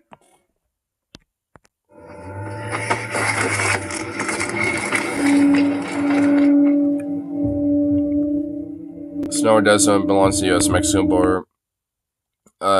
It's one of the most deadly places on Earth, which, that's true. It's a very deadly desert. Home to the varieties of rattlesnake are than anywhere else on Earth. I don't know if that's actually true. But there's a lot of deadly venomous snakes.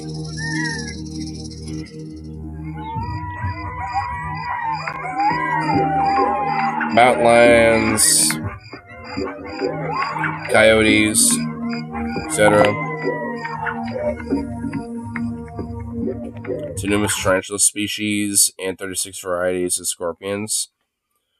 I mean, I guess granted, scorpion and tarantula venom, unless you have a severe allergy to it, won't straight up kill you.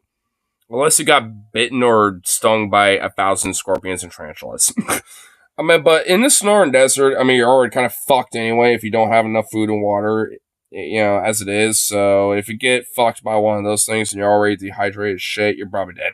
You're probably gonna die. Which is why, there are legit, like, even to this day, a lot of people that fucking die crossing the border.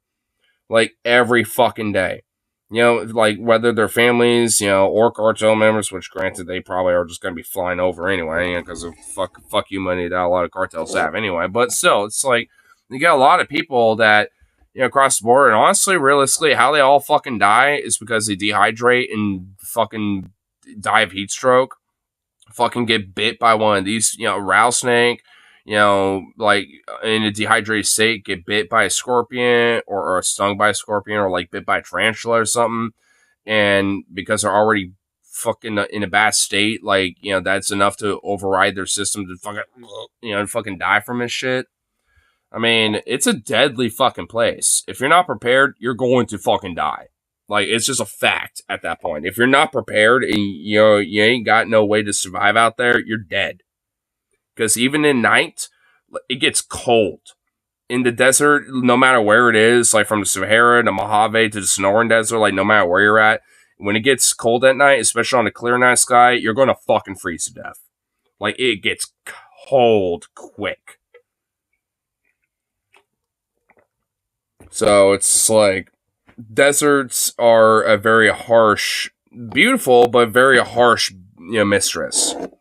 Like, I would not, want to be caught unawares at a fucking desert because you will fucking die quickly if you don't know what you're doing. So I'm more of a forest foothill, northwest guy because I kind of prefer the more temperate environment around here. I love the deserts. I admire the beauty, but she a harsh mistress, and I ain't fucking around with that.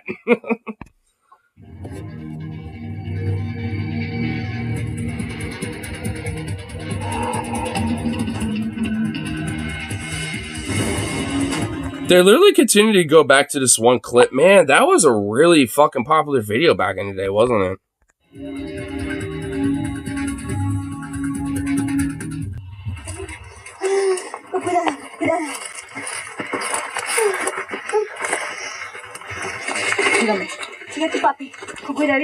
Burn this person? Wait, what we got?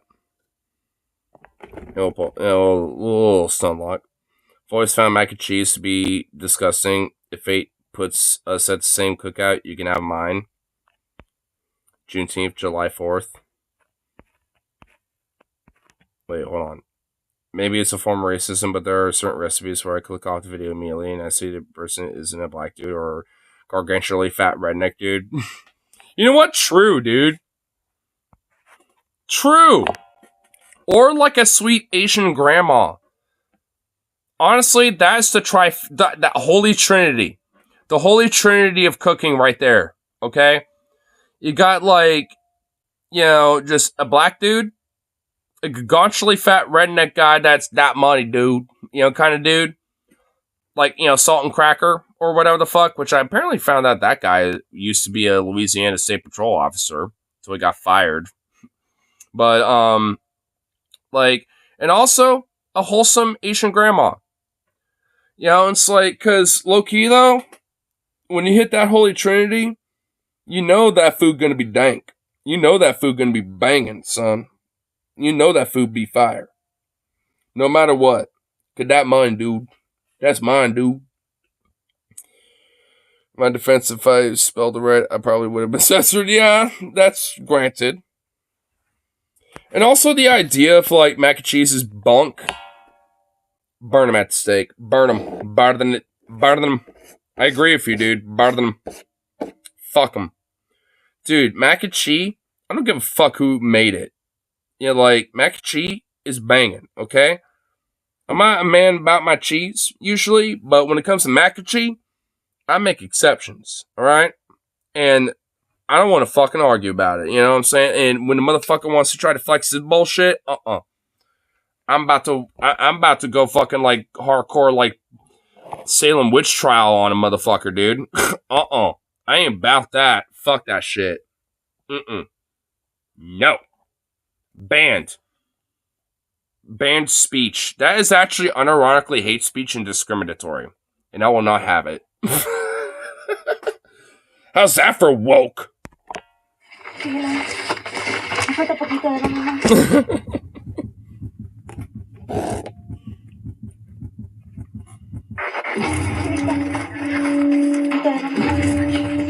Oh shit, it's near Arizona. This is where Joe Arpaio was sheriff.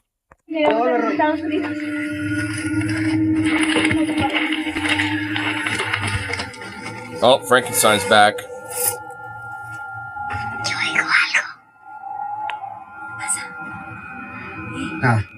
Nada, vamos. Vamos, mija. Ya falta poco.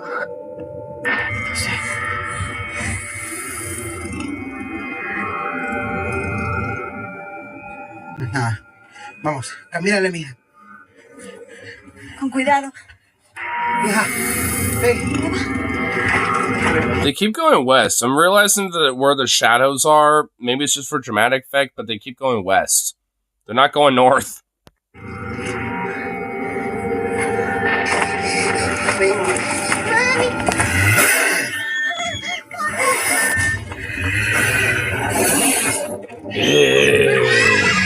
Frankenstein must consume.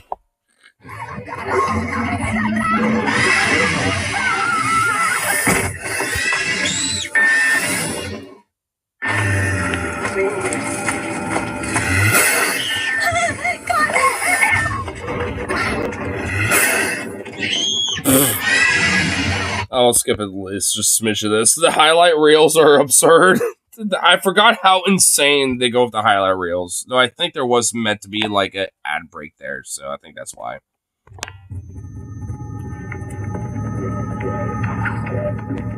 The U.S. Border Patrol employs over 1,800 proud patriots. Proud patriots! On the ground and in the air, brother. That's right. Man, it's a fucking byproduct of the time. You know what? I blame fucking 9/11 and that hardcore like Mark Furbo kind of shit that happened right after, dude. I blame that shit. I blame it, dude. Because, like, what the fuck? I feel like it wouldn't be so, like, go home, Mark. With this shit if it wasn't for that, bro. Like, seriously. Like, oh my goodness. It is really thumping that dick.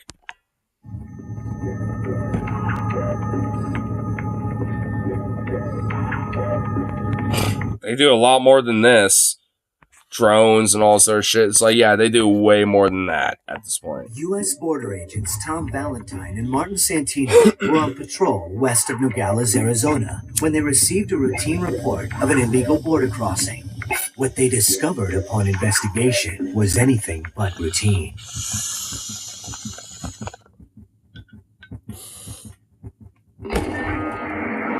Base to Unit 2. Unit 2, please respond to border breach. Approximately 3.6 miles east of checkpoint 7220. GPS coordinates being sent to your unit. I mean, if we weren't sunk costs in this episode already, I really would have picked another one. Because all this shit, the weird, like, Mark Ball Patrol, honest, good gentleman kind of fucking thing is a little, like, heavy on this one, I will admit. You know, granted, I think it's a pilot episode, so I think they were trying to at least, you know, get, like, a lot of the conservatives be like, oh, yeah, you know, encrypted weirdos, and, like, because this was on Animal Planet. You know, so, and this was kind of the beginning of the decline for a lot of these type of shows, like, from the History Channel to Animal Planet, etc. Because, dude, there used to be fucking bangers on that fucking show, dude. Bangers. But, like, on all these channels. But it's just, like, this was kind of, like, in a weird way, a beginning of the end. And I suppose, like, this pilot episode kind of shows that really heavily, I think. Just a little bit. I will admit, though, like I said, the later episodes, you know, are actually really good. Including the Skinwalker one. That's a good one, too. Surveillance has detected 3 to 4 crossers. I wonder when my article is going to be posted because it's relevant right now. Well, Monday's popping up. If they don't show up Monday, then I'll, like, I don't know, hit up the publisher and be like, yo, when you posting that? Give me a date. Give me an official date, boy. You know what I mean? Like, I mean, you know, like, because I get the idea that, like, shit does take time, but when it comes to, like, you know, getting your shit posted because you're sending it to a publisher, it's like, you would think that, like, all it takes is just taking what that is and just putting it out there. Like, it's not that hard, you know? Like, you think it'd just be kind of like a bing bap pow kind of thing, you know, a little bit. You know, like, it'd just be kind of a quick and easy kind of thing. Especially when it comes to writing. I mean, because all it is just, like, transferring, like, the file of what you wrote, you know, and uploading it. And that's pretty much about it, I'd assume. So, yeah, I mean, you can't even do it on a fucking Sunday. Granted, I mean, maybe not as many people will probably check it out, but, you know, if it doesn't happen on Monday, because I know people probably would then. Sent on the 7th, so yeah. Yeah, well, if he sent it on the 7th, then what? It's like 20... It's the 24th? Yeah, I would hit him up. Yeah, if it ain't posted by, like, I don't know, 5 p.m. your time by Monday, hit him up. Because that'd be a little bunk. That'd be a little bunk. I'd be like, hey, it's been the 7th. What's the date of you posting this? And all that shit. Like, because there's some holidays coming up, especially in the U.S., right? Like, so not a lot of people are going to be checking that shit out. So it's probably good to get that out, like, you know, now. Like, you know, kind of, you know, before, like, the 4th shows up and all sort of shit. So it'd be a good time to get that posted. That ain't on you. That's on the publisher. So what the fuck? I mean, procrastinating over there? I know I procrastinate, but if there's, like, some business, I take care of business. I'm a worker, man. I know that shit.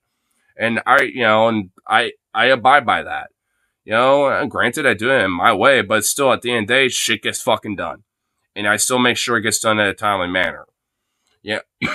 So, that's a little bunk. That's a little bunk. Just a little. I mean, I want to be like, you know, what the fuck, bro, you know, about it, but I'm just like, hey, I sent this to you on the 7th. What's the upload date that you're going to publish this? And, you know, be stern about it, but, you know, like, just make sure that, you know, they know it's not like I ain't being an asshole here, but what the fuck, bro? You know, because I kind of would be at this point, especially for the fucking 7th. I expected at least, you know, if I were in your shoes, I'd want to at least have that maybe published within the week, you know, or at least, you know, by like a week or two. Because I could get, like, maybe there's other things and other projects and other stuff that's going on and just personal life shit. I could get that. But, I mean, what, you can't find some time to publish a file, basically? I mean, it's like, come on. It seems a little bunk. Or just copy and pasting the whole fucking thing. I don't know. It's like, shit. I feel like it ain't that hard to publish this. You know, whatever, you know, like, again, it's a writing file, I would assume, you know, like, knowing your creative background. So it's like, that's easier than uploading a lot of other shit. So what the fuck? Like, that is a little bunk. That's a little silly. Surveillance has detected 4 crossers. At first they said there were 3, then they said there were 4, and now there's none. It's not making any sense. We're losing some of them. Unit 2, please. The Twitter hasn't been active for over a month, from what I can tell. Huh. So unless, like, some genuine personal shit hit their life where they're just inactive because of that shit going on, then I don't know, man. I mean, like, it definitely seems a little odd. I'll grant that. By the way, the first sighting of Chupacabra. At first they said there were 3, then they said there were 4, and now there's none. It's not making any sense. We're losing some of them. Unit 2.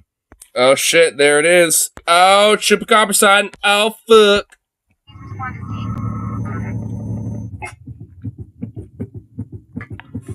Had a little moment where it showed itself. Oh shit.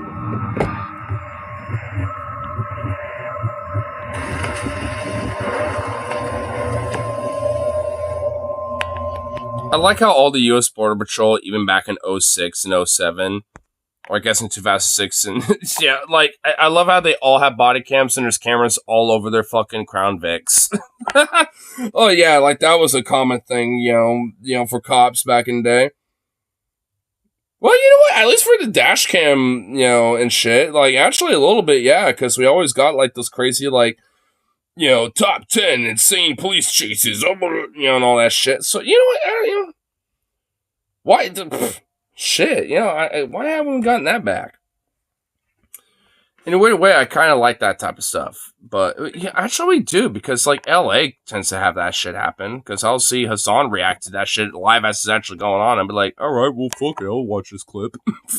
I mean, so, it's not like it doesn't happen, but, man, it's a lot more rare. Boo. Can we have more, like, people rebelling against cops, please? Just for my entertainment. I'm not actually trying to encourage that. I'm just saying it for entertainment's sake. I need content, okay? I'm just saying. 2 bodies.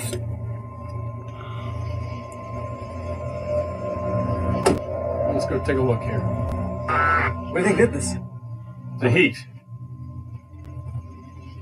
Yeah, with all the blood sucked out? Yeah, sure. Some areas of the Arizona desert, temperature can reach 134 degrees in the shade. I feel like that's a little over dramatic, but honestly, knowing these days of climate change, I actually would believe it. But back in 07 and 08, I mean, maybe on like the worst day on like a heat dome, but nowadays, sure, I'll grant that now. Well, I'm even arguing about it. Who cares? That happens now on the norm. It's Arizona. It's barely habitable. Without water, the heat can literally cook internal organs. Damn. Let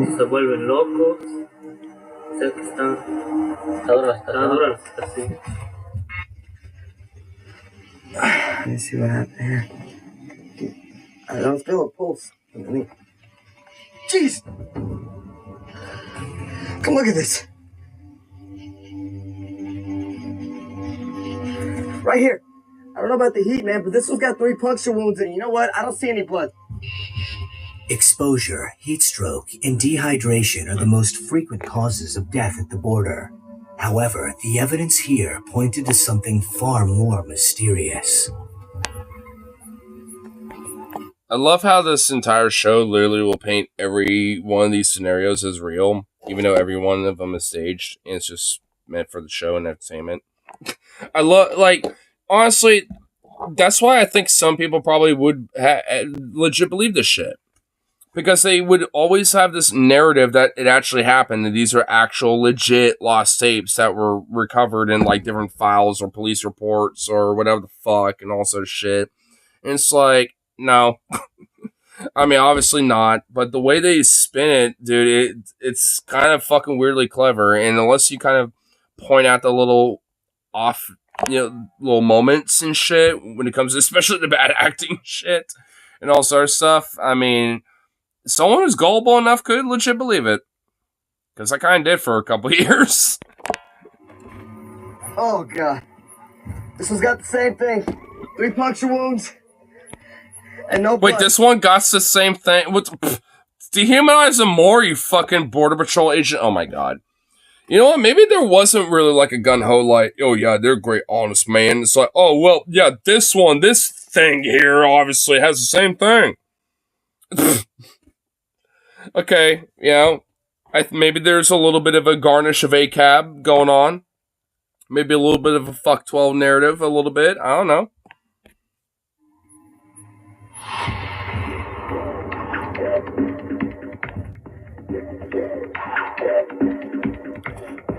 It suck out internal organs. I mean, how would that even happen if you do that from the fucking neck?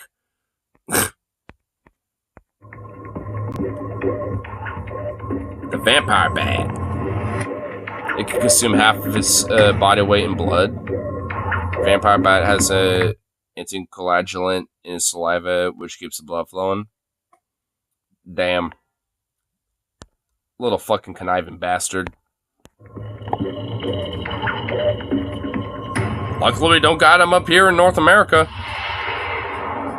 And plus, they only leave 2 bite wounds. Okay. Look, there's something right down there. I see it. We have 2 confirmed deceased here. I confirm that. Male and a female probably in there. Why would there be a fucking camera, like, literally on the headlights of a fucking Crown Vic? Why would the... Man, another little highlight if you notice it. It's like, what the hell? Why there? Tom, something in the bush, man. Tom. Something in there? There's something in there. I think it's a VC, man. It's a fucking VC. Oh, shit. There were the trees in the bush. Vietnam flashback over here. Vietnam flashback McGee. There's something in there? There's something in there.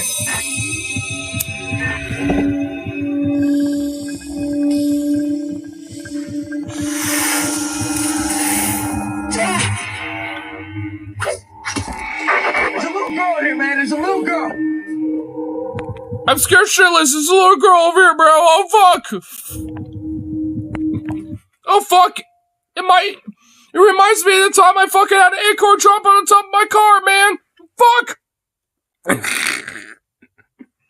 Remember that acorn incident with that cop? Oh my god, dude. Oh man, that shit lives rent free in my head sometimes. Every now and then I'll have that just like pop up in my head. I'm like, and just giggle. I'll just like unconditionally start giggling over that.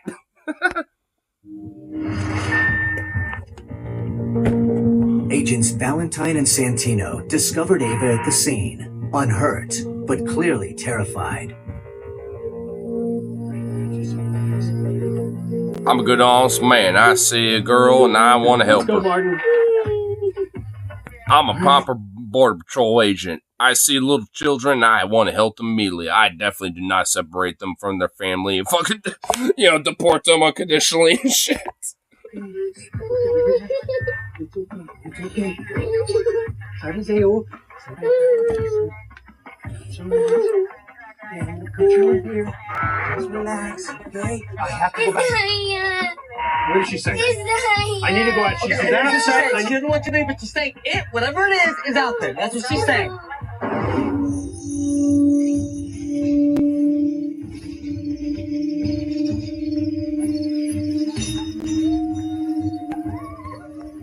Because desert predators are nocturnal, they are a dangerous environment, becomes considerably more deadly. That's another reason why the night in the desert tends to be fucking deadly as fuck, not because of the cold, because of that shit too. And if you're caught unawares, you get fucked.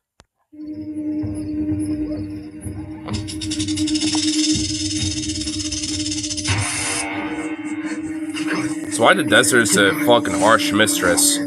Beautiful but harsh. To locate additional survivors, Officer Santino searched the nearby brush. Okay. What is that noise? What did the Wendigo decide to make a cameo? Yeah. What was that? What the hell? Habla español. Hello? ¿Alguien ahí? If you're there, please, I'm just here to help. I'm just here to help by detaining you, deporting you back from where you came from, motherfucker. Putting you in a cage. Oh, it smells awful. Dead raccoon. This is crazy. This is just crazy.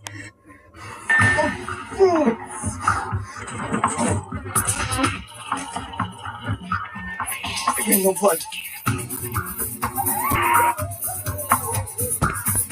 Bruh, I kind of forgot how dramatic this show was.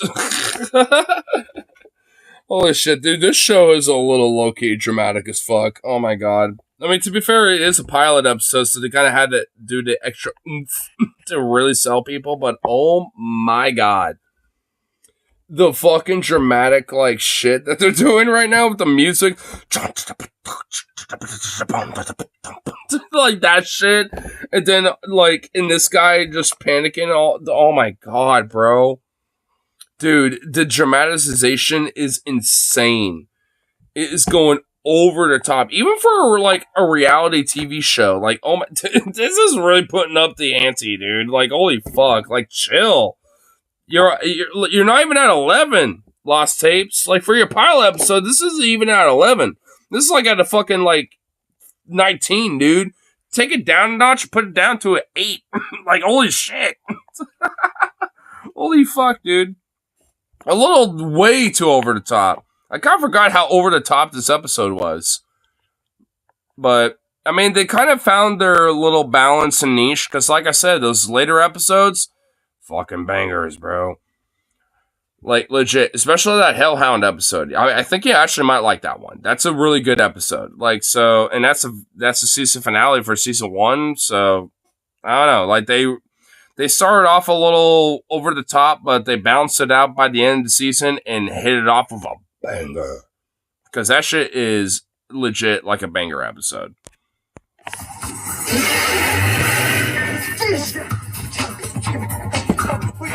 What's your name? Eva. Eva. Yeah, she understands perfect English. Okay, look, I'm sorry. I'm not trying to like demean like the intellect or anything. The only reason why I'm kind of giggling is because like, dude, I work in retail, bro. I've met a lot of Hispanic families and people that will come up and shit, and a lot of them, well, yeah, I'm not speaking English necessarily, but they will have like a buddy of theirs that is able to either translate or actually understand English because it's like a second language. And and sometimes that's like the kid, like the parent will like let one of their kids, like order for everybody because like they're the one that understands English or whatever, and is able to communicate, at least second language wise or whatever the fuck. But it's like there are so many instances where a lot of times, sometimes it really honestly, most of the time it's the adult that it's like, hey, I want this and this, because they at least understand enough English to at least, say what, I at least need to understand, but also to understand what I'm saying. And I'm not saying that's like a bad thing. If anything, I actually love having the opportunity to kind of like, have that language barrier because, I really kind of, in hindsight, feel bad that I never, took, Spanish as like a language class, in high school or middle school, college, or anything. Because, like, I'm starting to realize in hindsight, like, fuck, I really should at least took in some fucking classes on this and at least had a broken Spanglish understanding of this or something. Like, cause holy fuck, dude, it's starting to become more of a tool I ought to have learned in the past, than I realize. It's like, fuck. I mean, it's not too late to learn, but it's like, fuck, bro. It's like, man, I fucked myself a little bit on that one. I mean, because I don't even know why I never took those classes, honestly, thinking about it. Because it's like, I mean, I grew, like, because where I grew up is, outside of Huapipa, the, biggest demographics is Hispanic people. So it's like, I don't, now thinking about, why in the fuck did I ever take those classes? Would you shut up? What's your fucking deal? What, you got a little opinion you want to fucking let out? Fucking turd.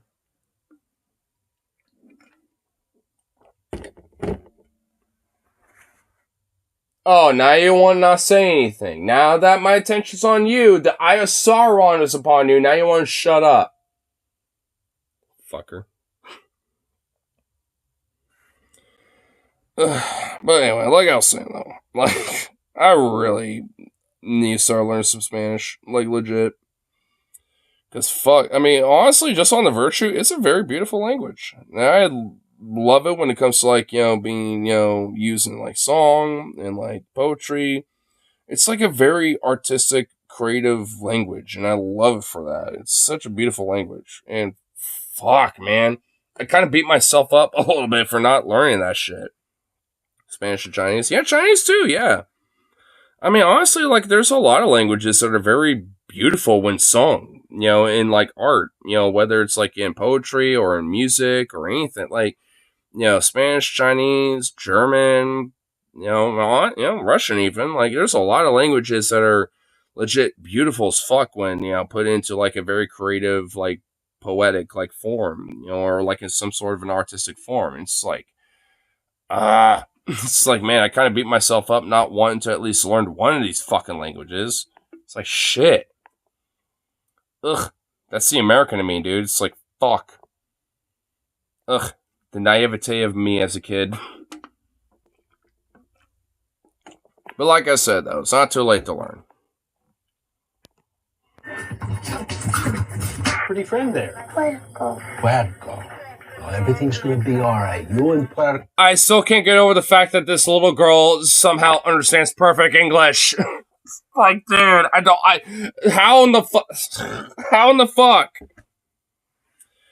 Because soon there will be no languages that will matter. They'll combine it to Chinese, Spanglinese, Spanish, Chinese. That sounds almost like a Biden / like Trump mumble jumble thing. Oh, the Chinese. Oh, yes, let me just say, very, very tremendous people. Oh, listen here, Jack. Listen here, Fat. Let me just say, when you got like the Chinese, you ain't got nothing better than sun. To tell you. It's like, I don't know, man. Like, that almost sounds like some Bidenism. Who do you think came up with it? I don't know. One of them. One of those two? Wait, is there actual origin to that? Because I don't fucking know.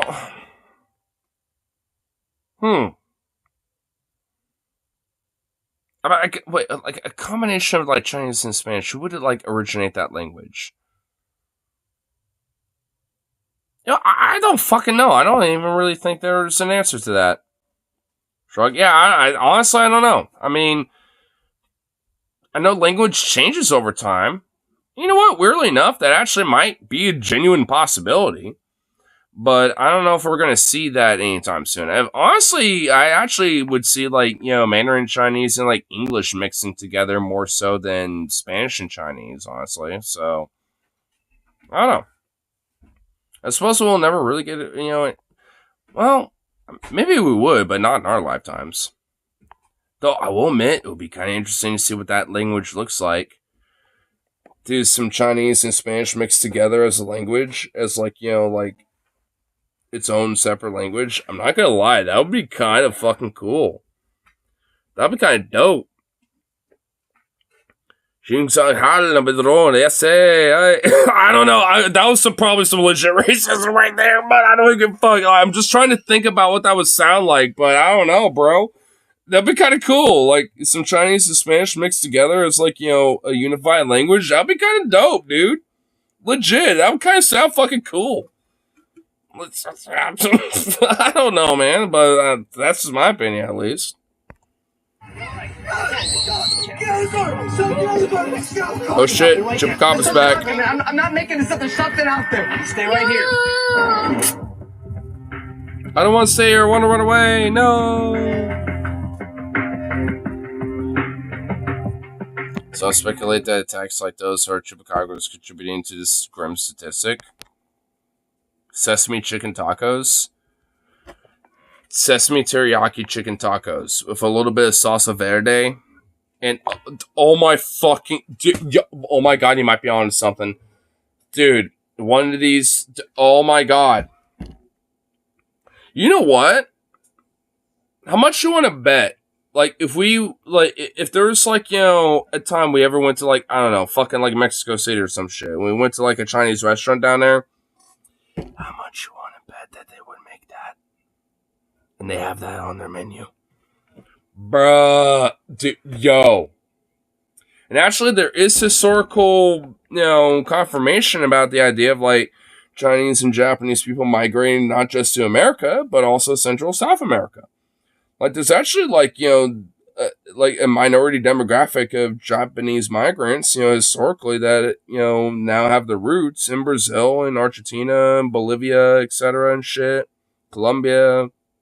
I mean, you know, and that's just for Japanese alone. And there's also, you know, the same thing for Chinese people, you know? So it's like, I mean, dude, you have to imagine there has to be a blend going on, you know, when it comes to the food, you know, when it's shit like that. Dude, when it comes to this, like, Chinese / like, Spanish, like, mix, it's probably already there. It's just kind of like a regional thing because of, like, you know, the mixing of, like, you know, slang terms and secondhand language stuff and kind of like a Chinese Spanglish, well, not Spanglish, but, like, Spanglese, I guess, or something. Like, you know, like, the variation of what would be Spanglish, but for Chinese, basically. It's like, you know that shit's probably going on. Same for Japanese, too. Shit, dude, I kind of want to learn that. I kind of want to learn that kind of dialect, dude. That'd be kind of fucking dope. Because that's kind of what I'm talking about, that little mix of the two. Because that'd be, you imagine, dude, imagine, like, you know, some sort of, like Filipino booty of, like, you know, or, like, you know, some Latino booty, but, like, you know, got, like, some, like, you know, but, like, you know, like, you know, kind of cutesy, little innocent, but very devious, like, you know, kind of, like, cute little Asian face or some shit, but, like, it just got that perfect combo and then got, like, a little bit of that mixture. It's like, bruh. bruh. It's like Blasian, but it's like Spanglasian or some shit, dude. It's like, bruh. It's like, I don't know, dude. There's a little bit of mix. I don't know. Maybe it's just because, I was raised around a lot of, like, either Latino folk or, the mixture of two. But it's like, I don't know. Whenever you got that garnish Latina, dude, I don't know, bro.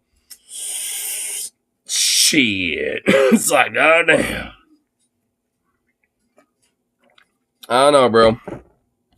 A little bit of the, Latino garnish is a very beautiful thing indeed. I don't care where the fuck you come from. That is a very beautiful thing indeed.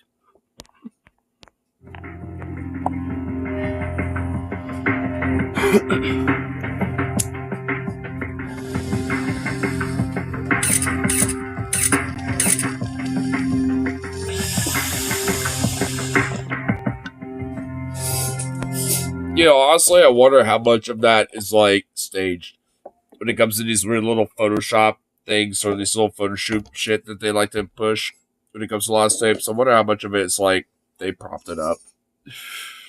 I feel like those crosses, were not something they just found online. And, I feel like that was something they put up. It's an official position on the theory by the U.S. Border. No shit, because it's cryptid zoology nonsense, you fuck. No shit, the U.S. Border Patrol has no policy on or theory about the chupacabra. Like, duh. Because it's just absurdity. Like, oh my god. Did it actually fucking put that up there? Hold on.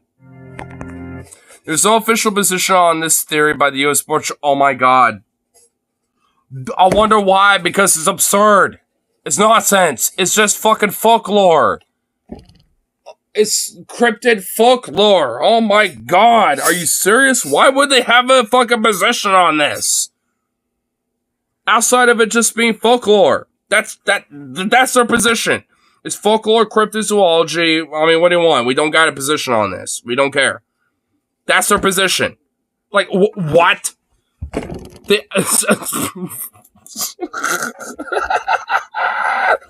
Dude, this is fire, bro. I love this. Dude, man, the nostalgia bomb is coming back, dude, because this is fire, bro. This is awesome. This is great.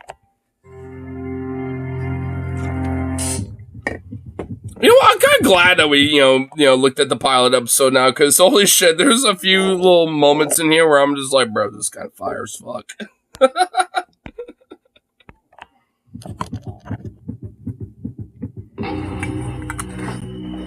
I love how it's literally completely dark as fuck, even though it's 9 o'clock. I live in Oregon, and when it's 9 o'clock, by the time it's fucking goddamn... Dude, it's still in the middle of fucking June. And when it's 9 o'clock, the sun it's not up anymore, but the light of the sun is still out. Like, how is it this pitch black by the time it's fucking 9:07 p.m. in July in Mexico, Arizona border area, when up here in the PNW in Oregon, it would still be fucking light out. It was still literally... man, I should have really noticed this as a kid. How the fuck did I believe this for a little bit? Oh, man.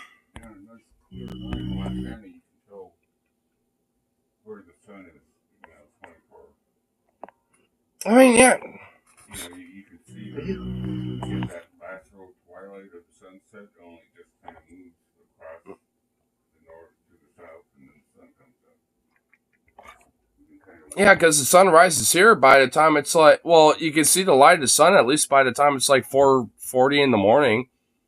There's been a few nights where I've been kind of up late, and yeah, it'll be like 4:40 before it's 5, and I'll notice like the tiny little light of the sun being like, bloop, popping up from the east, and I'm like, oh fuck, it's that late, isn't it? I'll be like, oh shit.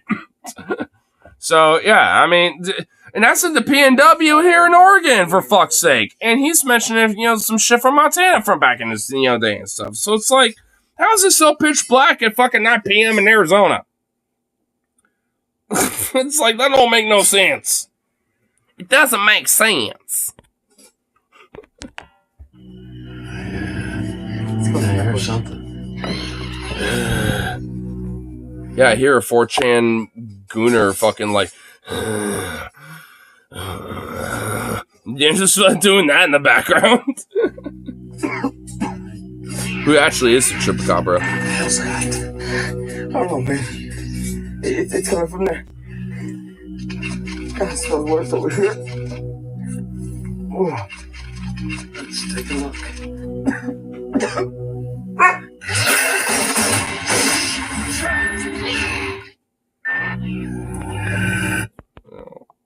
Fucking remembered that it had those fucking ad breaks. Yeah, we know it. Wait, hold on. Those little wasn't there before. That shit wasn't. Oh. Man, I really should have known back in the day.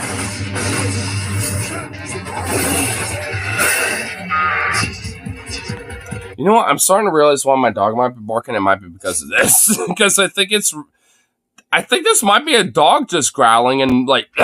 Yeah, I think that honestly actually might be just audio from a dog growling and just being like, fuck you. You know, that just might be a dog. I think that is just audio of a dog. The music, dude. Did you see that? What was that, man? You saw it, right? It was in the trees, man. Fuck, Scoops. It was in the trees, man. Fuck, bro. The VC was in the trees, man. Oh, fuck, dude. They're in the bushes. Fuck, the VC were everywhere, bro. Oh, shit, man. Vietnam flashback McGee over here. Holy fuck. Valentine, word is you gotta... I mean, wait, what the fuck is that voice? Hold on, we're going back 5 seconds. But before that, it's like, you know what? It wouldn't be Vietnam, actually, for this guy. It'd be Fallujah. They're like, they're in the fucking houses, man. Like, dude, it would just be like, you know, fucking like Fallujah all over again for this motherfucker. Like, oh my god. Oh, yeah. Like, what was it meant to be like a sympathy point, you know, for like the UFO patrol? Cause like, I don't know. It's kind of like you wish-washing everywhere with this shit when it comes to like the patriotism arc kind of thing about this episode. It literally is like bloop, bloop, bloop, bloop, bloop, bloop. Like at some points they're like venerating these guys, but at the same time they're kind of like implicit in being like, fuck them. A little bit.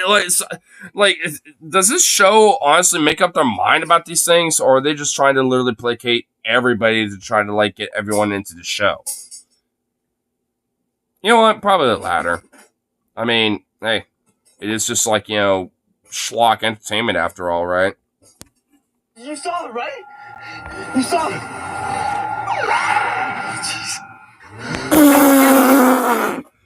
That little whoop. Why did I just go off out of nowhere? What, the backup arrive? Which I remember was episode, and no, it doesn't. So why did I even go off? Oh my god. Just pops out of nowhere. Word is you got a couple of 1017s out here. The official Border Patrol. What type of weird, like, fucking actually Reddit, you know, mod fucking voice is that? Oh, actually, we got a couple of, like, 1017s over here, I said. What fucking voice is that? Who fucking voiced that? A subreddit mod? Like, oh my god.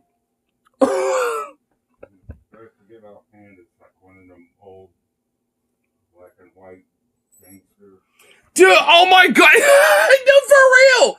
Hey, see? We got a little few 1017s over here because the mafia shot them up. Hey. Dude, oh my god. Dude, for real, dude. What the fuck? Dude, it really is. What weird ass fucking voice narrated that shit? Was that meant to be a placeholder fucking audio, but they forgot to actually get an actor for that or something? Like, what the fuck? What the hell, bro? Why did he go like...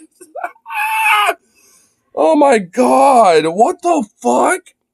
It's like a Reddit mod in a 1920s gangster morphed and fucked and had a kid, dude. What the hell? I want to hear it again, honestly. I need to confirm this and validate it.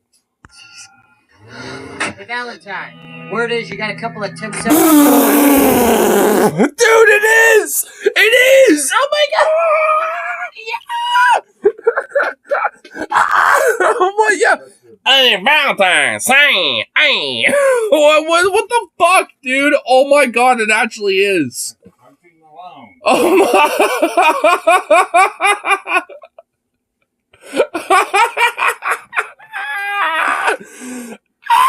This is absurd. This is ridiculous. What the fuck? Yeah, all right, dude. This is a banger episode again. Oh my god, I love it. Holy fuck. You know what? It's back on my good graces again. I forgot that was even there. I must have erased that from my fucking memory, because holy shit. Wow, holy Hey, Valentine, we got a few some things here. Say, oh. What voice is that? Oh my god, dude, that shit broke me. Oh my god, dude, that voice fucking broke me, bro. Oh shit. Oh my god. Whew. Okay. Alright, I think I'm recollecting myself. Oh fuck. You know what? Just to make sure I don't hear it again, we're skipping 5 seconds. I don't care if we miss like 2 seconds or whatever. I don't give a fuck. Got it. Yeah, I got it. Yeah, I got it. I collected myself. Fuck off. Hey, glad you got here. We got 2 deceased here, and I got 1 little girl in the truck. Oh shit, I guess backup did arrive. She's alive. The report noted unidentifiable puncture wounds on the victims and a mysterious lack of blood. However, it did not make mention of any creature. To this day, Agents Valentine and Santino refuse to discuss the incident. They got black bagged, bro. They got the men in black to silence them, dude. Ava Ramirez was returned to her grandmother in Mexico, plagued by nightmares of a creature that science still refuses to recognize. They always hit it with that quote, science refuses to recognize. They always hit it with that quote. Every time. They always do that shit. That's like almost like a fucking motto for the show. Science refuses to recognize. But like so many other witnesses, for Ava, it was all too real. The story was inspired by the possibility that hidden creatures exist. So, yeah. Obviously, it's all staged, but it's a good... honestly, man, this is nostalgia bomb. Man, what does science know? Bunch of fucking nerds. Bunch of bullshit. Anyway, here's a story about something that science refuses to recognize. Also, it's inspired by the possibility that these hidden creatures exist. Anyway, science refuses to recognize it. Fucking nerds.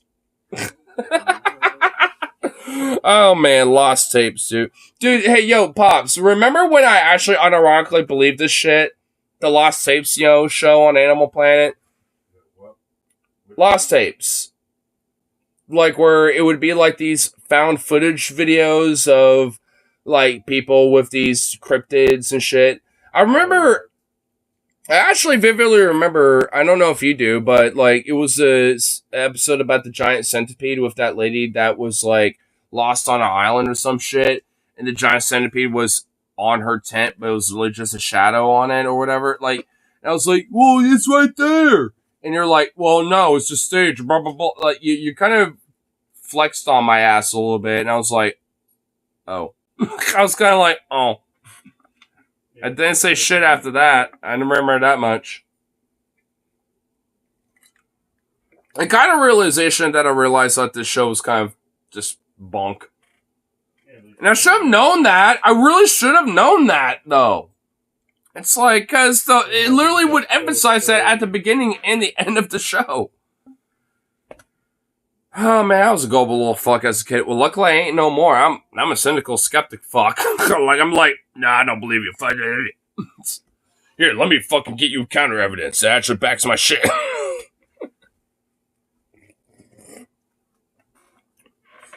Let me get the peer-reviewed data.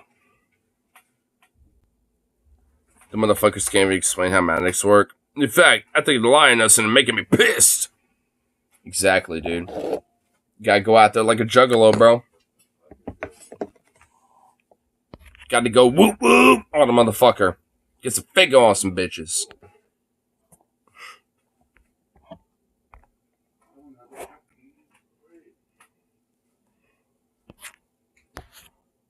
Anyway. But like I said, oh, check out at least like the Hellhound video, Skinwalker episode, the what was the other ones?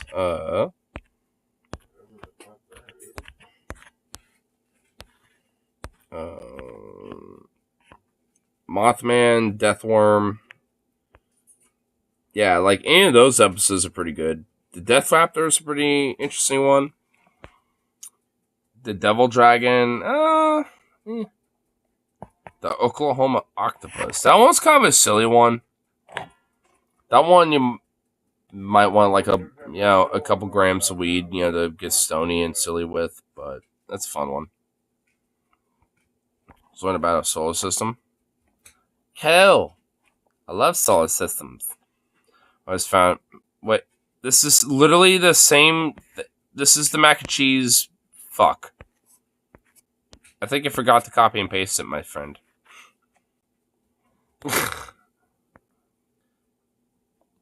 Hang on. It's okay. It happens. It happens. There we go. I saw this is some Gemini Home Entertainment. Whoa. It's got 1 million views? I'm surprised this hasn't even been fucking recommended to me yet. Oh, you know what, dude?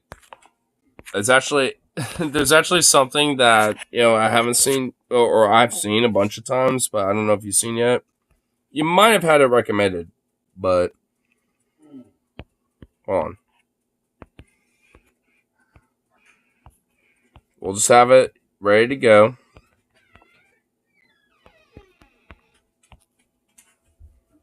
There we go. Okay. Just wanted to make sure that was at least ready for the background, but we'll watch this first, obviously. Priorities.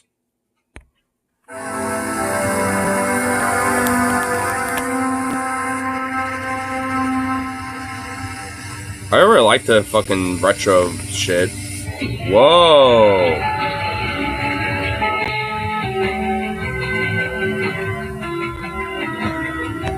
Good thing I'm not on shrooms. Because, whoa, that would fucking trip me the fuck out, dude. I'd be questioning whether that was stationary or not, honestly, if I was or not. Only reason I mention that, because I might or may not be doing that pretty soon. But it's not going to be on the stream. And if it is, it's only going to be for a short time, and you won't know. But, I've been feeling the urge, because I got some on standby. I'll be extra glad you aren't in a bit. Oh, well, fucking goddamn, dude. Well, thank you for that, especially, because, man, that already... Dude, like, for a minute, I honestly thought I was, like, I thought, like, the crossfade really set in for a second, where that shit was, like... It really kind of fucked with me for a second. I'm not even gonna lie. It kind of fucked with me for a minute. I was like, whoa, whoa, whoa. Like I said, I'm already loving it. I mean, I'm not even against it. I kind of like, the funny ride, sometimes. Especially when I'm just kind of vibing, like, just kind of riding the wave a little bit, When you kind of get in that, bliss, in that, like, kind of, vibe, it's like, yeah, I could just kind of ride it. I kind of like where the roller coaster goes sometimes, and I love it. I'm already loving this. The retro shit is just so awesome. And in fact, actually, this fits, with what I'm going to show later after this. Because it's also kind of retro-like.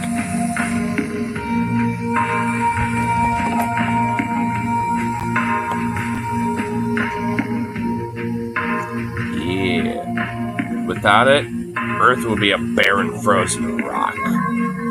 True. Mercury. It's one of the smallest planets in our solar system. Hey, what about Pluto? Hey, don't forget Pluto. Mercury is also the hottest. True. This is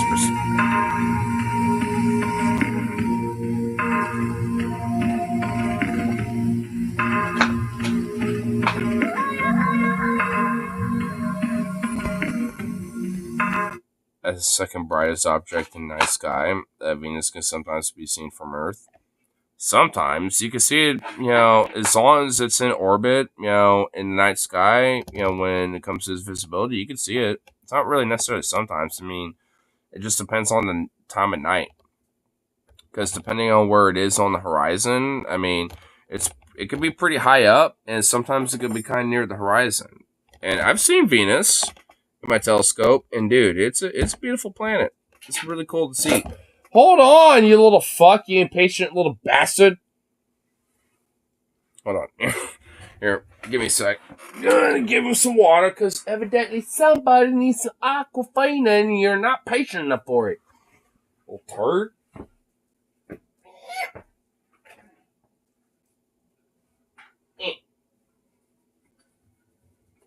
Smooshy face.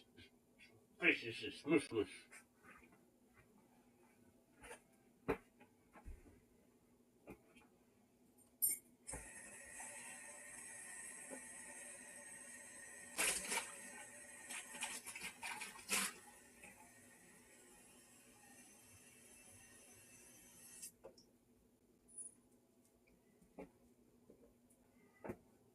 Here you go.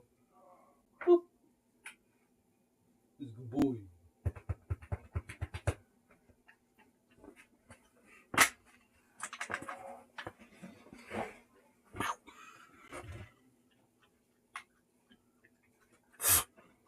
Dork. There are some errors with the video. One says Earth is so many miles from the sun instead of kilometers. Huh. Well, little slight oversights as far as I care. The average surface temperature of the planet is 462 degrees Celsius. I guess I see what you mean with that. Metric and imperial kind of contradict each other.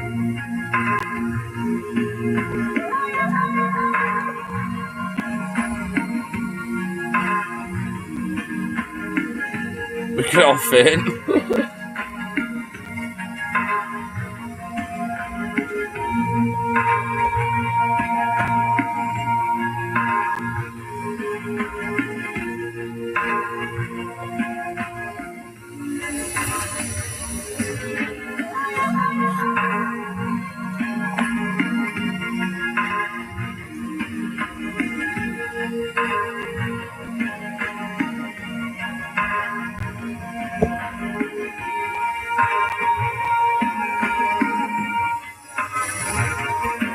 Actually, funny enough, from my understanding about Saturn's, or not Saturn, Jupiter's big red eye, it's actually slowly but surely dissipating. Like, it's actually, kind of on this decrescendo when it comes to it being a massive fucking storm. Which, funny enough, like, multiple Earths can fit in that fucking storm. Imagine a hurricane multiple times the size of Earth over Earth. That is, if you think the South's getting fucked by hurricanes, imagine that shit. Like, it'll be wild, bro. We get fucked. Imagine that eye just, like, surrounding and just consuming the Earth and wrapping itself around us, just making us this meal. We would literally become nothing more than just dust. I'd fight it. I would too, but you know what? We'd be known as martyrs in the realm of the cosmos. In cosmic time, we'll be known as the mini martyrs that fought against the eye, dude. Talking like it's a Leviathan fucking cosmic being or some shit. Dude, it'd be kind of legit though. Fucking fighting that thing. It'd be an honorable fight, I will admit.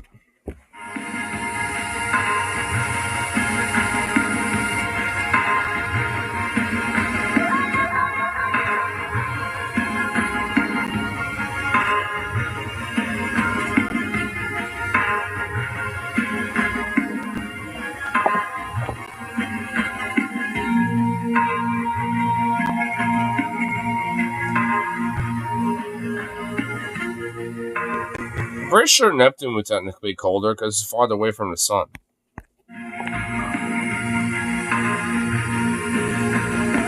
Uranus. Yeah. Uranus.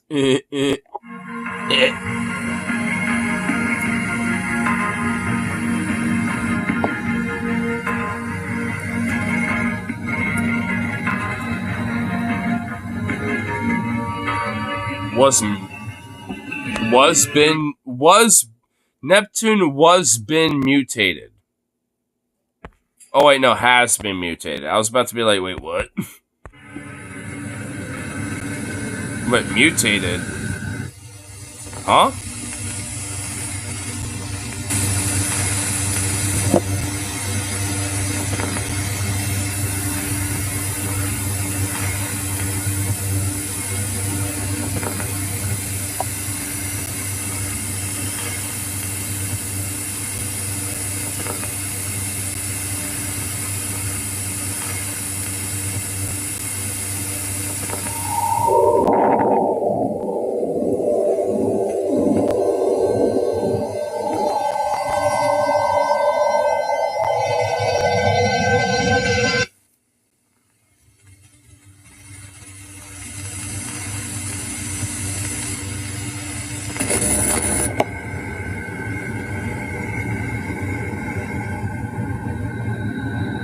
Whoa.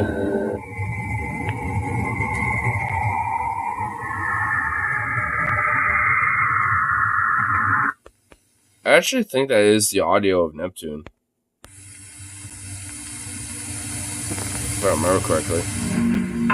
Pluto!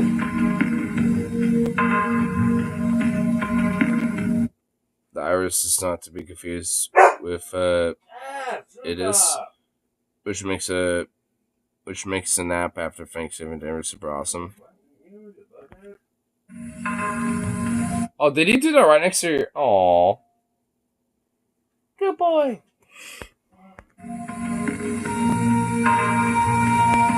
Just give him love subscriptions. He'll not do it again. Oh, well, hi, buddy.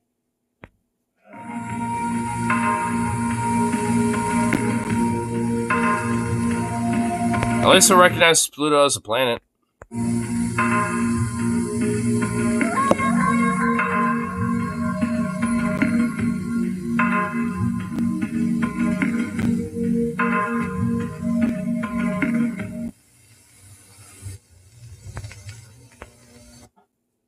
Whoa. Whoa, dude. Whoa. Want to see a little palate cleanser? Shh.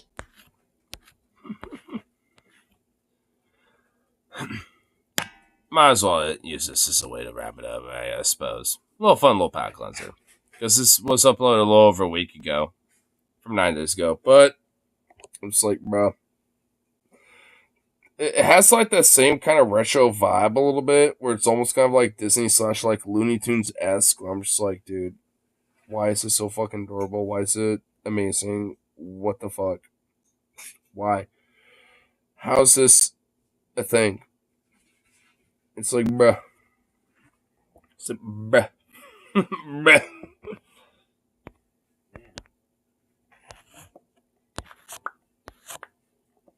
From what I've heard, the iris is a living parasite that appeared in the 1600s to infect Neptune. Fast forward sometime later, and sending creatures to Earth.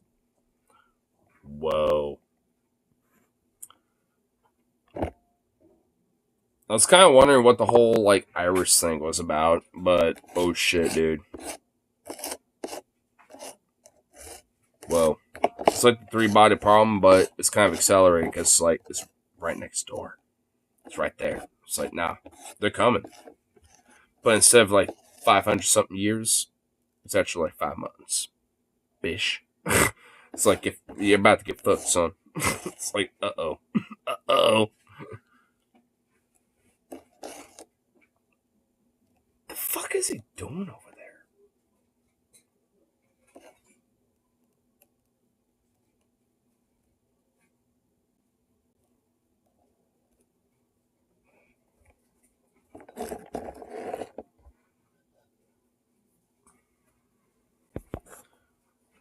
That'd be a wrap. How the fuck do you fight an entire planet? Not the population of the planet. No, the fucking celestial body itself. Well, if it's bigger than Earth itself, then yeah, there ain't no way. Because Earth has survived things that are smaller than it. That's how we got the fucking moon.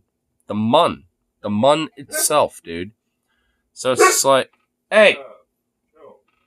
So it's like, I mean, but if anything bigger than Earth, we're about to be the moon of that celestial body. Like, we're fucked. It's Jover. It's Jover, son. You're cooked. As they say, let them cook. Because we about to be cooked, son. We're about to be some fucking stir fry. Thought of I have returned from MC. Oh, just in time. Have a little pie cleanser after all of her bunch of little shenanigans. A little overture, if you will. A little bun hunting. Make sure that's up. Okay, good. Anyway, enough sunlight.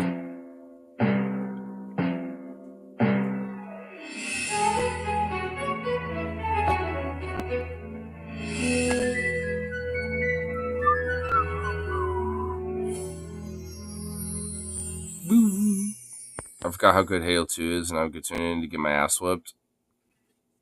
Hey, it's like riding a bicycle. Don't be a bussy. Fucking, come on, be a top G. You know you got it. You know you got the fucking, energy in you. You know you got the skills to pay the bills. Come on now. Tell you the truth, I was going to send you something real dark, but I don't want to end this on depressing note. Keep practicing. Halo 2 is my boss now. Well, good. It better be.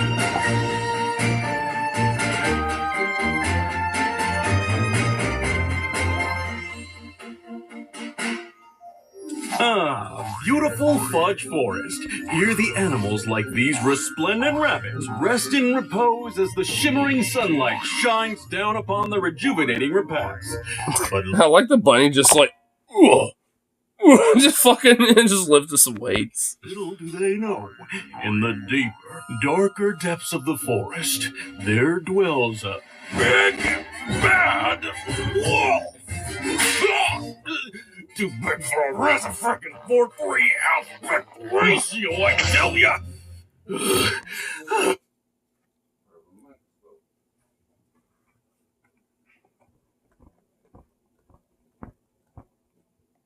I'm not gonna lie.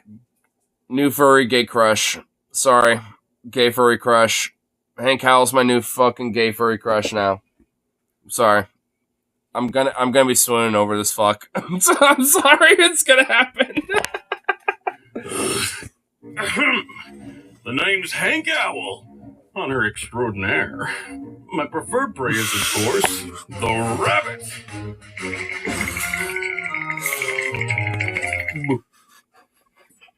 Oh my god, the urge to fuck.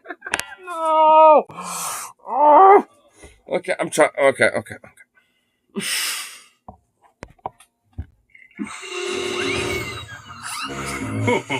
Don't mind them. This is all part of the game. In fact, the chase is what makes it fun. And it makes the buns that much more delicious! Excuse me, but it's your cue to run. It's really not much of a hunt if you don't run away, but it's your decision. In fact, a little bunny buns for an appetizer might be just what I need. I ain't just talking about eating it. God damn it, I can't even talk. No! Honestly, you know what? The fucking creator of this fucking animation knows what he's doing. They know what the fuck they're doing. They know what they're doing. Hmm? The music! The harp dude is like, God damn it, they know what they're doing. Fuck! My new gay fucking furry ship crush. Fucking goddamn it! Ah! No! E621 is about to have a fucking goddamn avalanche, dude. There's about to be an avalanche. What? That, dude. Hold on. That was actually in there. Hold on. Boom. Hold up.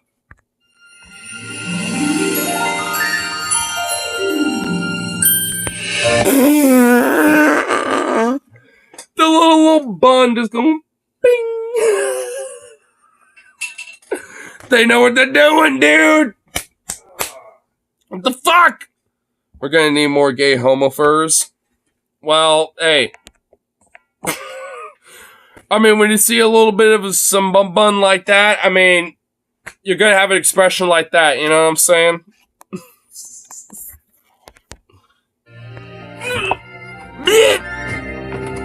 Oh shit! I'm a homosexual. No. It gets better. Did you say buns? Oh my god, it's too fucking cute! Nah! Do you want some of my buns?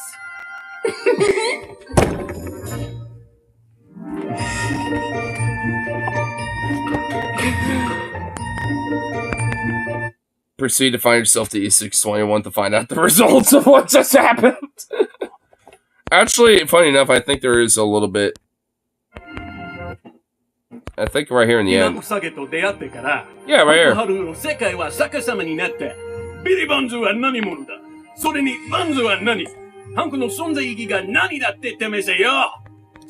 The bunny boy literally turned a Hank Cowboy into a little bread loaf. He turned him into a bread loaf. He bored him so much that he processed him into yeast and made him a bread loaf. It's like, oh shit. My boy Hank, dude, he was made into a bread loaf. My boy. My Wolfie boy was made into a bread loaf.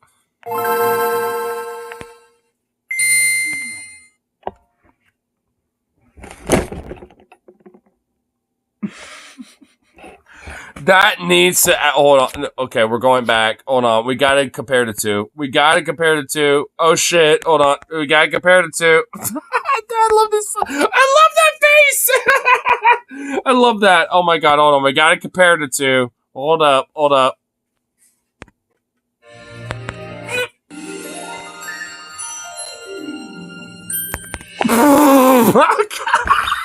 I can't get over that! That little like bing. Okay, hold on. Okay, hold on. You know, just one more time. I'm gonna really do my damnedest not to laugh, just so we can have the back and forth. Told you. Well, hold on. I really want to make sure. I just have to make sure. Hold on. I'm gonna try my best not to laugh. I'm sorry. I was trying to do this initially, but I had to burst. Okay. All right. All right.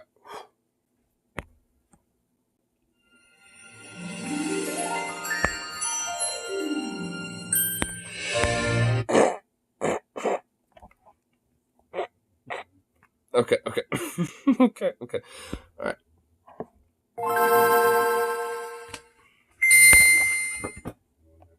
Oh my fucking god!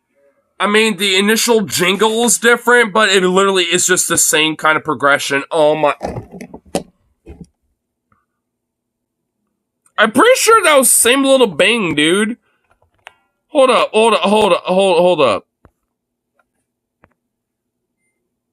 Oh. Damn it! Come on. I guess I'm doing it too late. We don't need that part. Here we go. Okay. We got that. Now with this.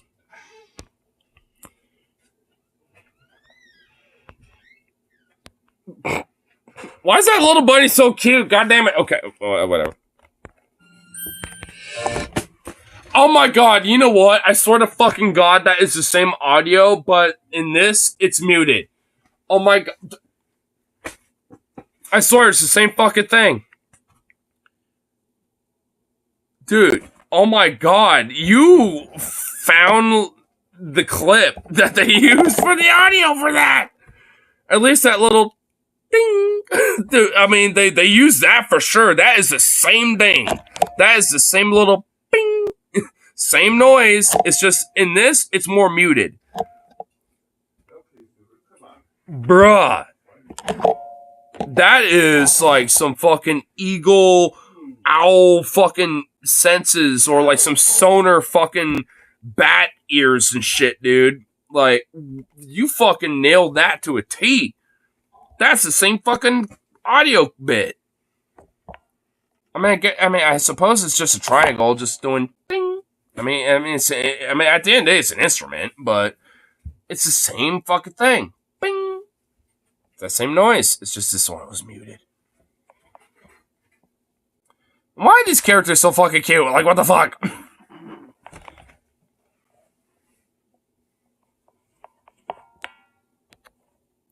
In fact, I even remember...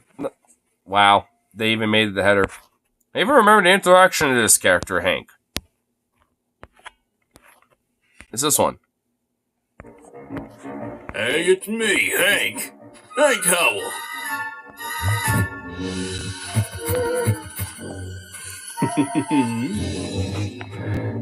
How do you taste, I wonder? I'm pretty sure he's saying that in a way more sensual way, in a seductive way, not in a way because he's hungry.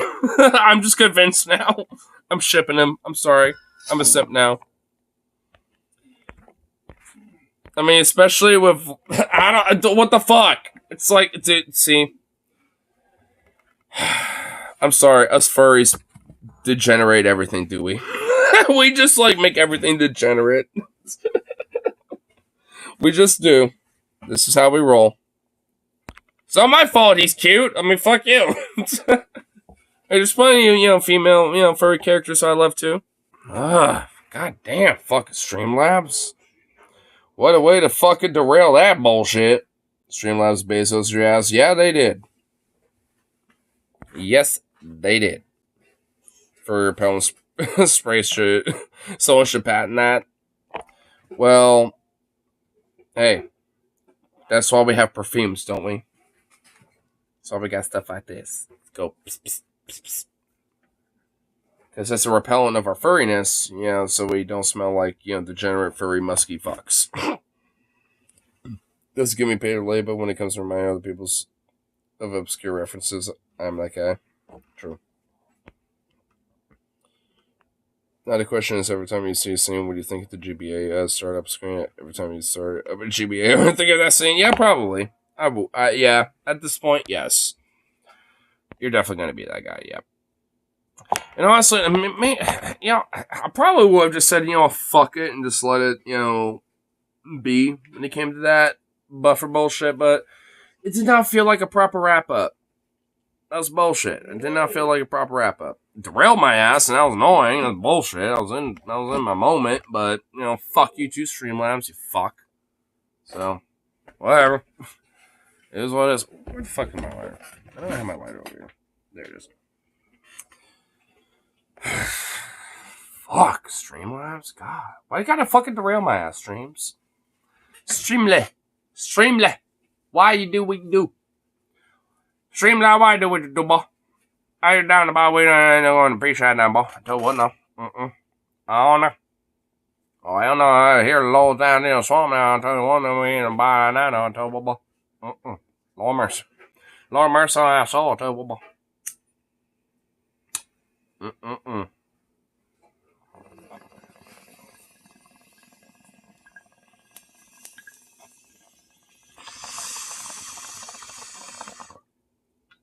Fucking Streamlabs trying to cut me short.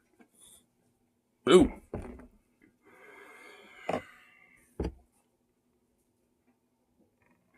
But, well, man, I was at least going to start wrapping it up, but I just wanted to try to derail that a little too soon. So, now at least we're back on our little rails. Wait. Okay, all right. I'll wait. All right. I'm waiting. We are at the stop, but we have not fully departed. We got to make sure everyone gets like their complimentary snacks on their way out. So, all right. We're doing that. we're not totally opening up the gates at station.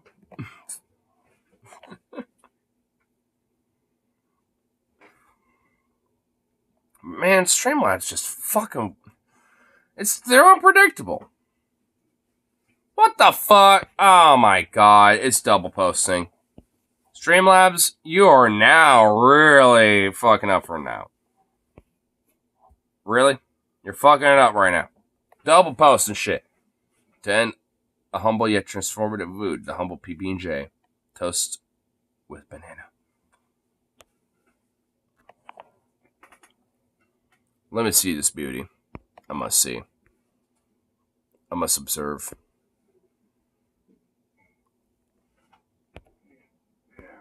I like how Streamlabs ain't fucking it up now. Oh!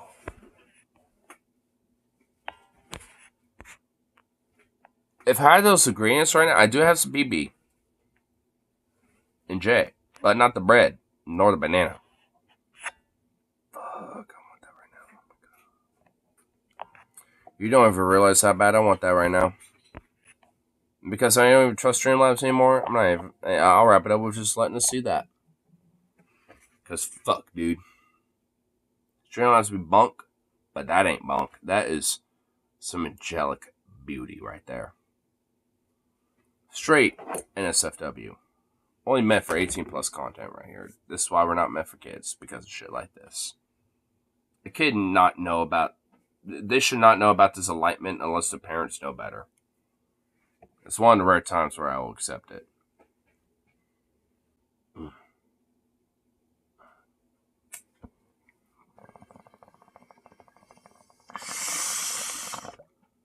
That's that for a fucking woke by virus, bitch. That's not peanut butter. That ain't? What the hell is it?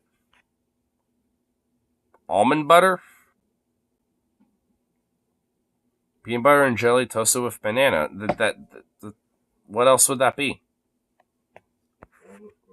Pecan butter? Nut butter? Oh. Fair enough. I mean, that is true. It is indeed a nut butter. It's not plant-based. Oh, fuck. It's the rare animal byproduct of it all, dude. Oh, damn. That's the secret of it all. Shit.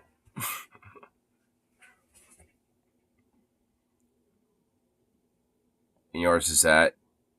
And if yours is that, see Dr. ASAP. No shit, dude. If that nut butter literally looks like this, then you need to see a doctor and you need to get that addressed ASAP. It's like, oh my god. Ah!